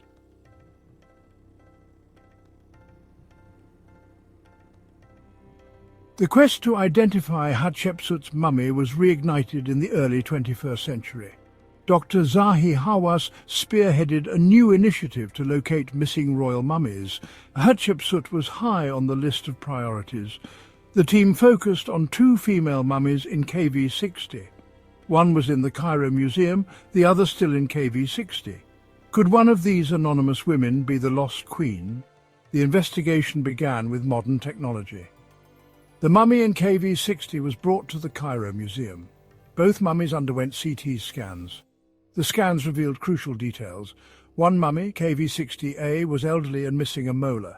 The other, KV-60B, was Hatshepsut's royal wet nurse. A wooden box inscribed with Hatshepsut's cartouche was found. Inside was a single mummified molar tooth. The CT scan of KV-60A revealed an empty tooth socket. The tooth from the box was a perfect fit. In June 2007, it was announced that KV-60A was Hatshepsut. The discovery was a major archaeological triumph. Hatshepsut's remains were finally given their royal due.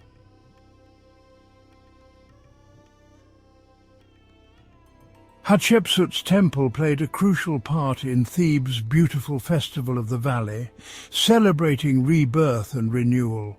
The festival reaffirmed the divine order and the power of Amun-Ra. The bark of Amun-Ra crossed the Nile to Hatshepsut's temple.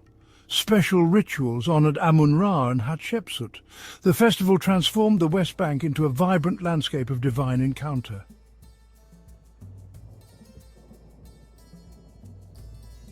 The sacred life of Hatshepsut's temple was not confined to grand annual festivals. It pulsated with a continuous rhythm of daily devotion and ritual activity. A substantial community of priests and temple staff ensured its constant operation. Their unwavering service was essential to maintaining the sanctity of the complex. They also ensured the well-being of the Queen's spirit in the afterlife. These daily duties were performed with meticulous care, following ancient protocols. This ensured that the temple remained a potent conduit between the earthly and divine realms. The air itself would have been thick with incense, murmured prayers, and the quiet efficiency of sacred duty. Each day began with purification rituals for the priests themselves. They would then proceed to awaken the divine presence within the temple's sanctuaries. This involved opening the shrine doors, a symbolic act of bringing the deity forth. Offerings of food, drink, flowers and fine linens were presented before the statues of Hatshepsut and the other gods worshipped there. Incense was burned to purify the air and please the divine senses. Hymns and sacred texts were recited, praising the deities and invoking their protection and favour. These were not mere symbolic gestures. They were considered vital for sustaining the cosmic order and the pharaoh's eternal life. While dedicated primarily to Hatshepsut's mortuary cult, Djeser-Djeseru also housed important shrines for other significant deities. The magnificent chapel dedicated to Hathor, the goddess of love, beauty and the West, was a prominent feature.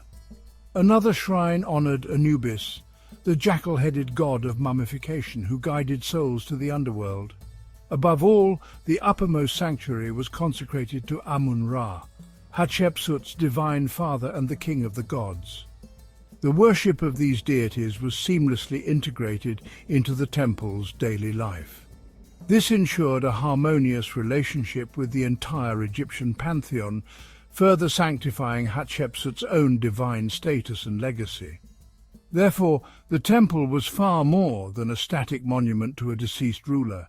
It was a vibrant, functioning institution, a hive of religious activity and meticulous care. Its operation required significant resources. Land endowments provided agricultural produce for offerings. Workshops produced sacred oils, incense and linens. Scribes maintained detailed inventories and records of temple activities. The sheer scale of this daily enterprise underscores the immense importance placed on the afterlife. It highlights the pharaoh's role in maintaining Ma'at, the divine order. Hatshepsut, sublime of the sublimes, was truly a living house of eternity, sustained by ceaseless devotion.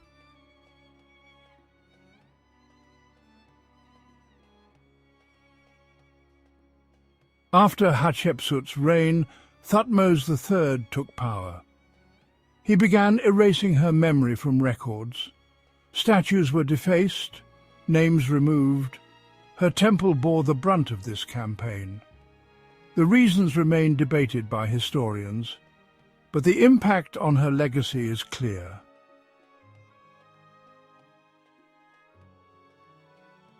Centuries after Hatshepsut, Egypt faced the Amarna period under Akhenaten. He promoted the Aten, suppressing traditional gods. Temples of Amun-Ra were defaced. Hatshepsut's temple suffered greatly. Akhenaten's death saw restoration efforts. Temples were repaired, but scars remained. Later periods brought new challenges. Hatshepsut's temple faced neglect and quarrying. It faded into the sands of time. Under Greek rulers, Egypt saw a renewed interest in ancient traditions. The Ptolemies presented themselves as successors to the pharaohs. They restored many older temples. Deir el-Bahari saw minor cultic activity and adaptive reuse. Its grand pharaonic religious life was long past. The site remained a powerful reminder of a bygone golden age. Over time, the temple complex was gradually abandoned. The desert winds began to reclaim the structure. Sand accumulated in its courts and against its colonnades. The vibrant paint on its reliefs faded under the relentless sun. The precise details of its decline into ruin are scarce. Its original function as a mortuary temple ceased. The ancient gods fell silent within its once hallowed halls. With the spread of Christianity, many ancient temples were repurposed. Deir el-Bahari attracted a new faith. A Coptic Christian monastery was established within the ruins. This monastery became known as the Monastery of St. Foibamon. The area gets its Arabic name, Deir el-Bahari. This name translates to Monastery of the North. The ancient stones were given a new sanctity. The monks occupied parts of Hatshepsut's temple for centuries. They adapted the ancient structures to suit their needs. Walls were built, and some reliefs were covered with Christian paintings. Shrines once dedicated to Egyptian gods became chapels for Christian worship. This period of Coptic occupation further altered the temple's appearance. Eventually, this monastery too was abandoned, likely by the 11th century. The temple then lay largely forgotten by the outside world, waiting for its rediscovery and meticulous excavation in the modern era.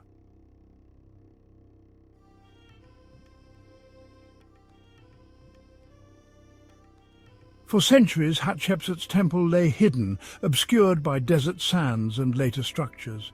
Its vibrant life had faded and its true identity was forgotten. Local inhabitants knew of the ruins, but their splendor remained concealed. Early explorers like Richard Pocock documented their observations in the 18th century. Napoleon's expedition and later scholars like Champollion and Lepsius recognized its significance. Their work laid the foundation for future research, bringing ancient Egypt to a global audience. The stage was set for systematic efforts to unveil its buried secrets.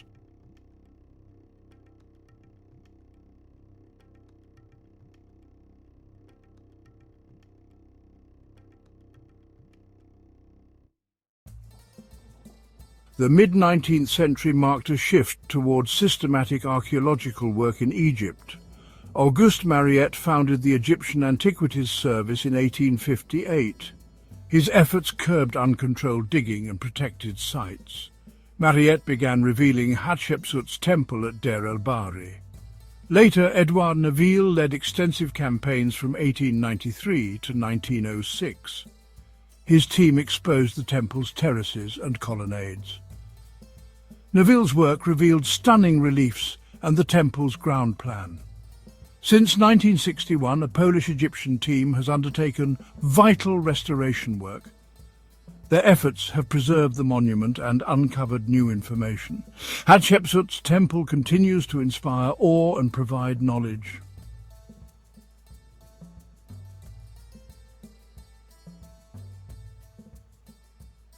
The mortuary temple of Hatshepsut, Djeser-Djeseru, stands as a singular achievement, a radiant beacon of ancient architectural ingenuity. Carved into the dramatic Deir el-Bahri cliffs, its beauty remains undiminished. The dream of a remarkable female pharaoh brought to life in stone.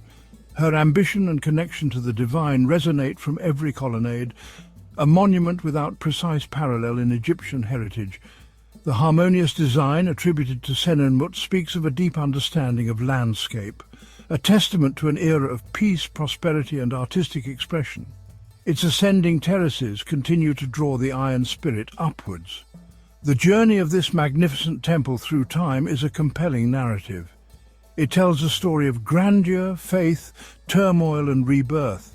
From its sacred foundation, it served its queen and the gods of Egypt. Its courts once echoed with the beautiful festival of the valley. Its sanctuaries witnessed the quiet reverence of daily rituals. Then Thutmose III's proscription fell upon its walls, attempting to erase a queen. Later, Akhenaten's reign left its own distinct marks. Centuries of fading light and encroaching desert sands followed, yet the spirit of Djeser-Djeseru endured through all these trials. The rediscovery and excavation unveiled its long-hidden splendor. Early explorers and archaeologists brushed away the debris of centuries. Their efforts revealed the full majesty of its design and reliefs. The soul of Djeser-Djeseru was brought back into the light. Today, international collaborations continue the crucial work. Teams conserve its fragile narratives and reconstruct sections. They piece together the story of Hatshepsut and her era. The temple remains a living archive of ancient Egyptian culture. The mortuary temple of Hatshepsut transcends its identity as an archaeological site. It is a place of profound cultural and historical significance. Visitors from around the world walk its courts with awe. They hear echoes of a sophisticated ancient civilization. The temple stands as an enduring monument to human ambition. It speaks of deep spiritual aspiration and artistic achievement. It is the lasting legacy of the formidable female pharaoh who dared to rule. Her Djeser, the Holy of Holies, stands majestically, a timeless beacon against the Egyptian sands.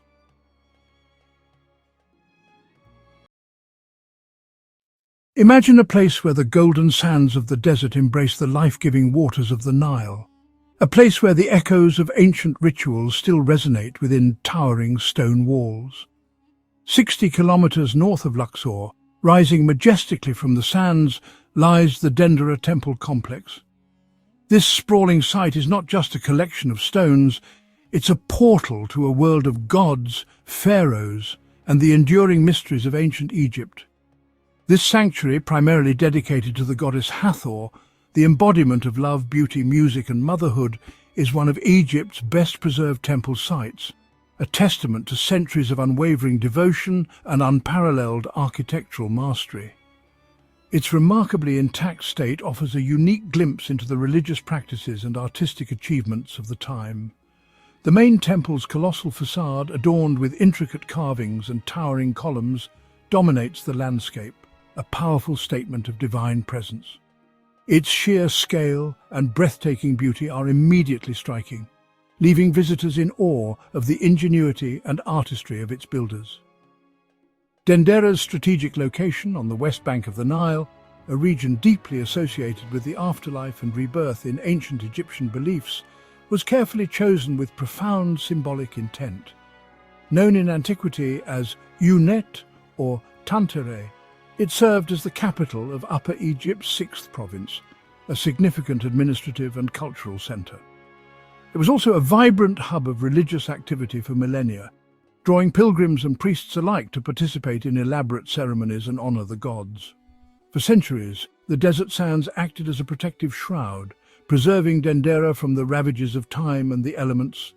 This natural preservation allows us today to step back in time and experience a past that feels remarkably intact, offering an unparalleled connection to ancient Egypt. Unlike the partially ruined complexes of Karnak or Luxor, where much has been lost to the ages, Dendera's exceptional completeness allows us to vividly imagine the world of the pharaohs and their Roman successors, offering a more immersive and comprehensive understanding of their beliefs and practices. Even now, faded colours still cling to the walls and ceilings, whispering stories of vibrant processions and sacred rituals. These remnants of pigment offer a tantalizing hint at the temple's original splendor, a dazzling display of artistic expression. The complex we see today largely dates from the Ptolemaic and Roman periods, reflecting the influence of these later rulers on Egyptian culture and architecture. However, its sacred roots delve much deeper, reaching back to Egypt's earliest dynastic days, suggesting a site of religious significance for millennia. Each ruler who contributed to its construction and embellishment added a chapter to a story thousands of years in the making, leaving their mark on its walls and pillars. Dendera stands as a living chronicle of Egypt's spiritual and political evolution, a testament to the enduring power of its civilization. It is a place where ancient Egyptian traditions met new influences from the Greco-Roman world, creating a unique fusion of artistic and religious expression. It stands as a unique and timeless testament, a beacon of human ingenuity and spiritual aspiration. Dendera is a powerful reminder of the enduring power of faith, the boundless capacity for creativity, and the enduring legacy of ancient Egypt. The construction of Dendera is not just a building project, it's a sprawling saga, a testament to the enduring power of faith and the ambition of rulers across millennia. Its story was written by many hands, a collaborative effort unfolding across generations, each leaving their indelible mark on its stones. The inscriptions themselves offer glimpses into the past, mentioning Old Kingdom rulers like Pepi I, revealing a history that stretches back to the very dawn of Egyptian civilization. These rulers were already restoring a sanctuary that was ancient even in their time, highlighting the cyclical nature of preservation and renewal in Egyptian culture. Later, pharaohs of the Middle Kingdom, with their own visions of grandeur, and those of the New Kingdoms, including the powerful Thutmose III and the celebrated Ramesses II, each left their mark, adding to the temple's rich tapestry of history and devotion. Sadly, many of their structures are mostly lost, either through the ravages of time or incorporated into the later building projects. Their contributions now whispers in the stones. This continuous patronage, spanning across dynasties and centuries, clearly shows Dendera's lasting importance as a sacred site and a symbol of Egyptian identity. It reveals that every dynasty, regardless of its origins or ambitions, sought to honor Hathor, the goddess of love, music and motherhood, and to connect with Egypt's deep traditions. However, the most significant building phase, the one that truly shaped the temple as we see it today, began under the rule of the Ptolemies, the Greek dynasty that followed Alexander the Great. These Ptolemaic rulers, though Greek in origin and culture, astutely embraced Egyptian religion and traditions as a means to legitimize their rule in the eyes of the Egyptian people. It was they who initiated the construction of the Grand Temple of Hathor, a monumental undertaking that would define Dendera for centuries to come. This ambitious project continued for nearly 2 centuries, a testament to the Ptolemies' commitment to integrating themselves into the fabric of Egyptian society. Later, when Rome conquered Egypt, adding it to its vast empire, Roman emperors like Augustus and Nero, following the Ptolemaic example, added their own images and cartouches to the temple walls and even completed the magnificent hypostyle hall, seamlessly blending their legacy with that of ancient Egypt. Dendera's seamless transition from Ptolemaic to Roman patronage is a remarkable example of cultural continuity, and it highlights the extraordinary resilience of Egyptian culture in the face of foreign rule and influence. The temple, like a living organism, absorbed new rulers and their influences, yet remained firmly rooted in its ancient worldview, its core beliefs and traditions.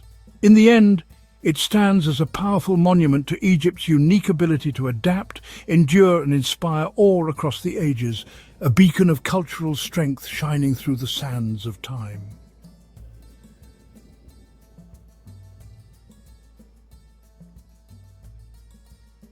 At Dendera's heart, rising majestically from the sands of time, stands the Temple of Hathor. Its imposing facade hints at the wonders held within, a testament to the ingenuity and artistry of the ancient Egyptians. Remarkably, it is more a preserved marvel than a ruin, offering an unparalleled glimpse into the religious practices and beliefs of a civilization long past. The temple's state of preservation allows us to truly appreciate the grandeur and sophistication of its design.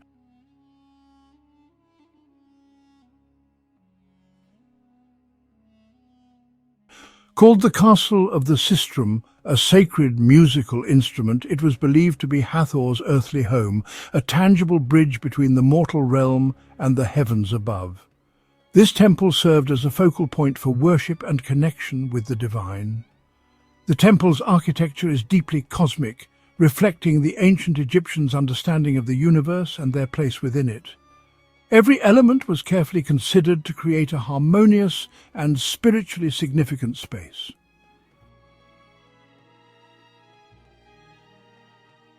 The very floors beneath our feet represent the earth, solid and grounding, connecting the temple to the physical world. The towering columns, adorned with plant capitals of lotus and papyrus, symbolize primordial plants, representing the life-giving forces of nature and the fertile lands of Egypt. And the ceilings above are painted to depict the starry sky, a celestial map filled with astronomical symbols and constellations reminding visitors of the vastness of the cosmos. The hypostyle hall, a forest of 24 columns, each meticulously crafted and topped with the serene face of Hathor, creates a profound sense of divine welcome, enveloping visitors in the goddess's gentle presence.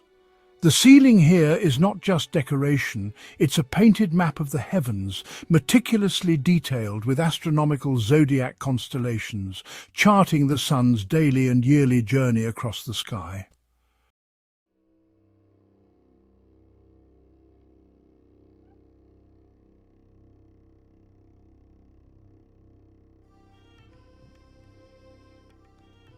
Hathor, The beloved goddess of love, joyous music and nurturing motherhood was central to Egyptian life. But she was also revered as a fierce protector, a powerful deity who guided souls through the perils of the afterlife, ensuring their safe passage to eternity. The temple was a vibrant center of activity, celebrating all aspects of Hathor's multifaceted nature, hosting elaborate festivals filled with music and dance. It was also a place of healing, where sacred rituals were performed to alleviate suffering and restore balance to the body and spirit. And it served as a conduit for divine wisdom, with oracles delivering prophecies and guidance to those who sought answers from the gods. As visitors progressed through the temple, they moved from the brightly lit hypostyle hall into increasingly darker and more sacred chambers, symbolizing a journey inward towards spiritual enlightenment. This journey culminated in the Holy of Holies, the innermost sanctuary, the most sacred space within the entire temple complex. Only the high priest, the intermediary between the goddess and the people, was permitted to enter this innermost sanctuary to tend to the goddess's cult statue, performing rituals to honor and sustain her divine presence. Every space within the Temple of Hathor was meticulously designed for ritual, reinforcing Hathor's presence and power, ensuring that her influence permeated every aspect of daily life.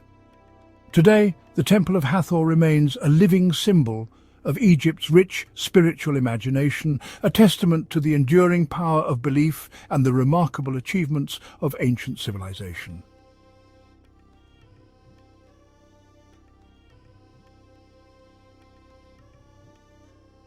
On the temple's roof, a small chapel once held the Dendera zodiac, a masterpiece of ancient astronomy. The original circular bas-relief, now in the Louvre, is a map of the heavens as seen by the Egyptians. It fuses Greco-Roman zodiac signs with traditional Egyptian constellations, blending cultures and knowledge. Planets appear as deities in celestial boats, reflecting a sophisticated understanding of the cosmos. The zodiac's placement in a chapel dedicated to Osiris linked the cycles of stars to death and rebirth. Its circular design symbolized the eternal nature of time and cosmic order. When the zodiac was removed to Paris, it sparked debates about the age of the world and Egypt's scientific legacy. Later analysis dated it to the late Ptolemaic period, around 50 BCE.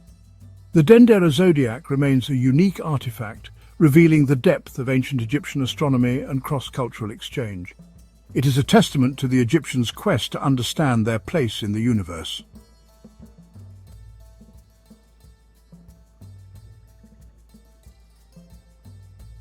Beyond the Temple of Hathor, Dendera's complex unfolds as a tapestry of sacred spaces. A massive mud brick wall once enclosed the precinct, separating the divine from the everyday. Entering through the Roman-built northern gateway, visitors followed a processional way to the main temple.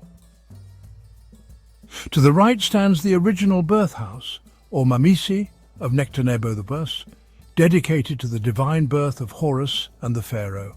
Nearby, the ruins of a Coptic basilica show how the site was repurposed in Christian times. Behind the main temple, the Roman-era Temple of Isis tells the story of Osiris's death and rebirth under Hathor's protection.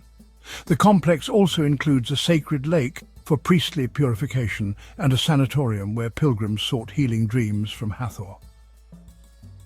Dendera was more than a temple. It was a center of worship, healing and community life. Its layers reveal Egypt's evolving spiritual landscape.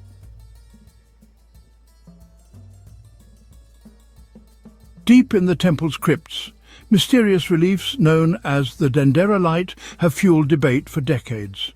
These carvings show bulb-like objects with serpents inside, connected to boxes resembling jed pillars.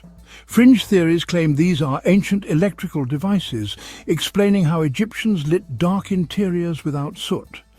Mainstream Egyptologists, however, see rich symbolism: the bulb as the sky goddess's womb, the serpent as the sun's creative force, the lotus as rebirth, and the jed as stability. There's no evidence for ancient electricity, No bulbs, filaments or batteries have been found. Egyptians used mirrors and clean burning lamps for illumination. The Dendera light is a mythological scene, not a technological blueprint. It's a striking example of how ancient art can inspire both wonder and wild speculation.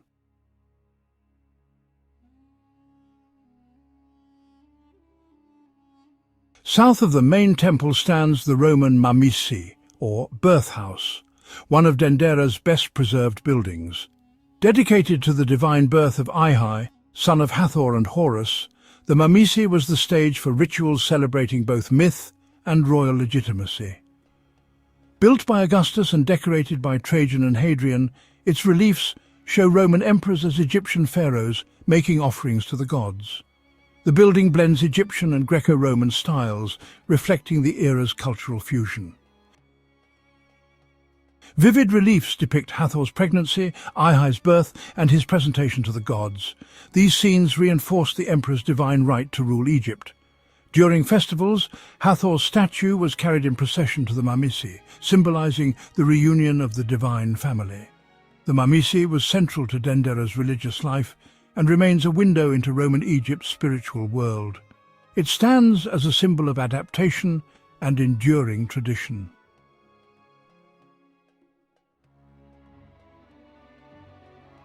Dendera's walls and crypts are a treasure trove of history and intrigue.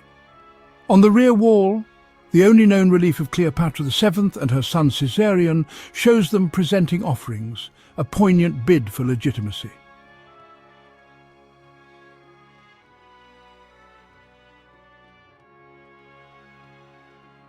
The temple's 14 crypts hidden below stored sacred objects and are covered in detailed reliefs, protected from centuries of damage. Exploring these chambers reveals the secret workings of the ancient priesthood. The temple's roof too was a ritual space, with chapels and kiosks for ceremonies like the New Year's dawn, when Hathor's statue greeted the rising sun.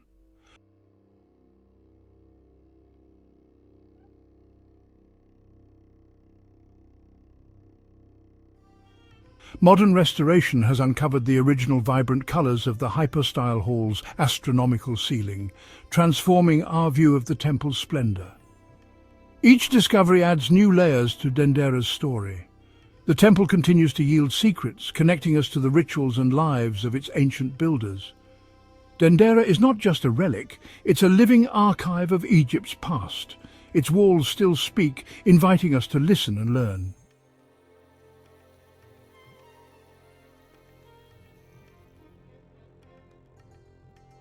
Dendera is more than an archaeological site. It's a testament to the enduring power of faith and culture. For millennia, it bridged the human and divine, witnessing dynasties, empires, and shifting beliefs. Its preservation offers the most complete glimpse of a Greco-Roman temple in Egypt.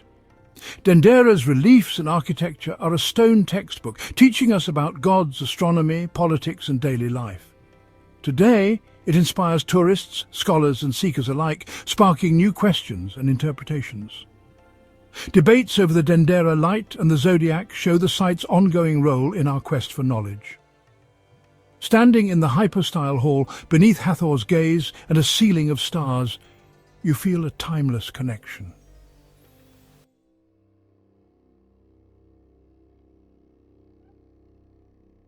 Dendera reminds us that the search for meaning and beauty is eternal. It is not just a monument to the past, but a mirror reflecting our own enduring curiosity. The echo of Dendera's legacy still resonates, inviting us to wonder and explore.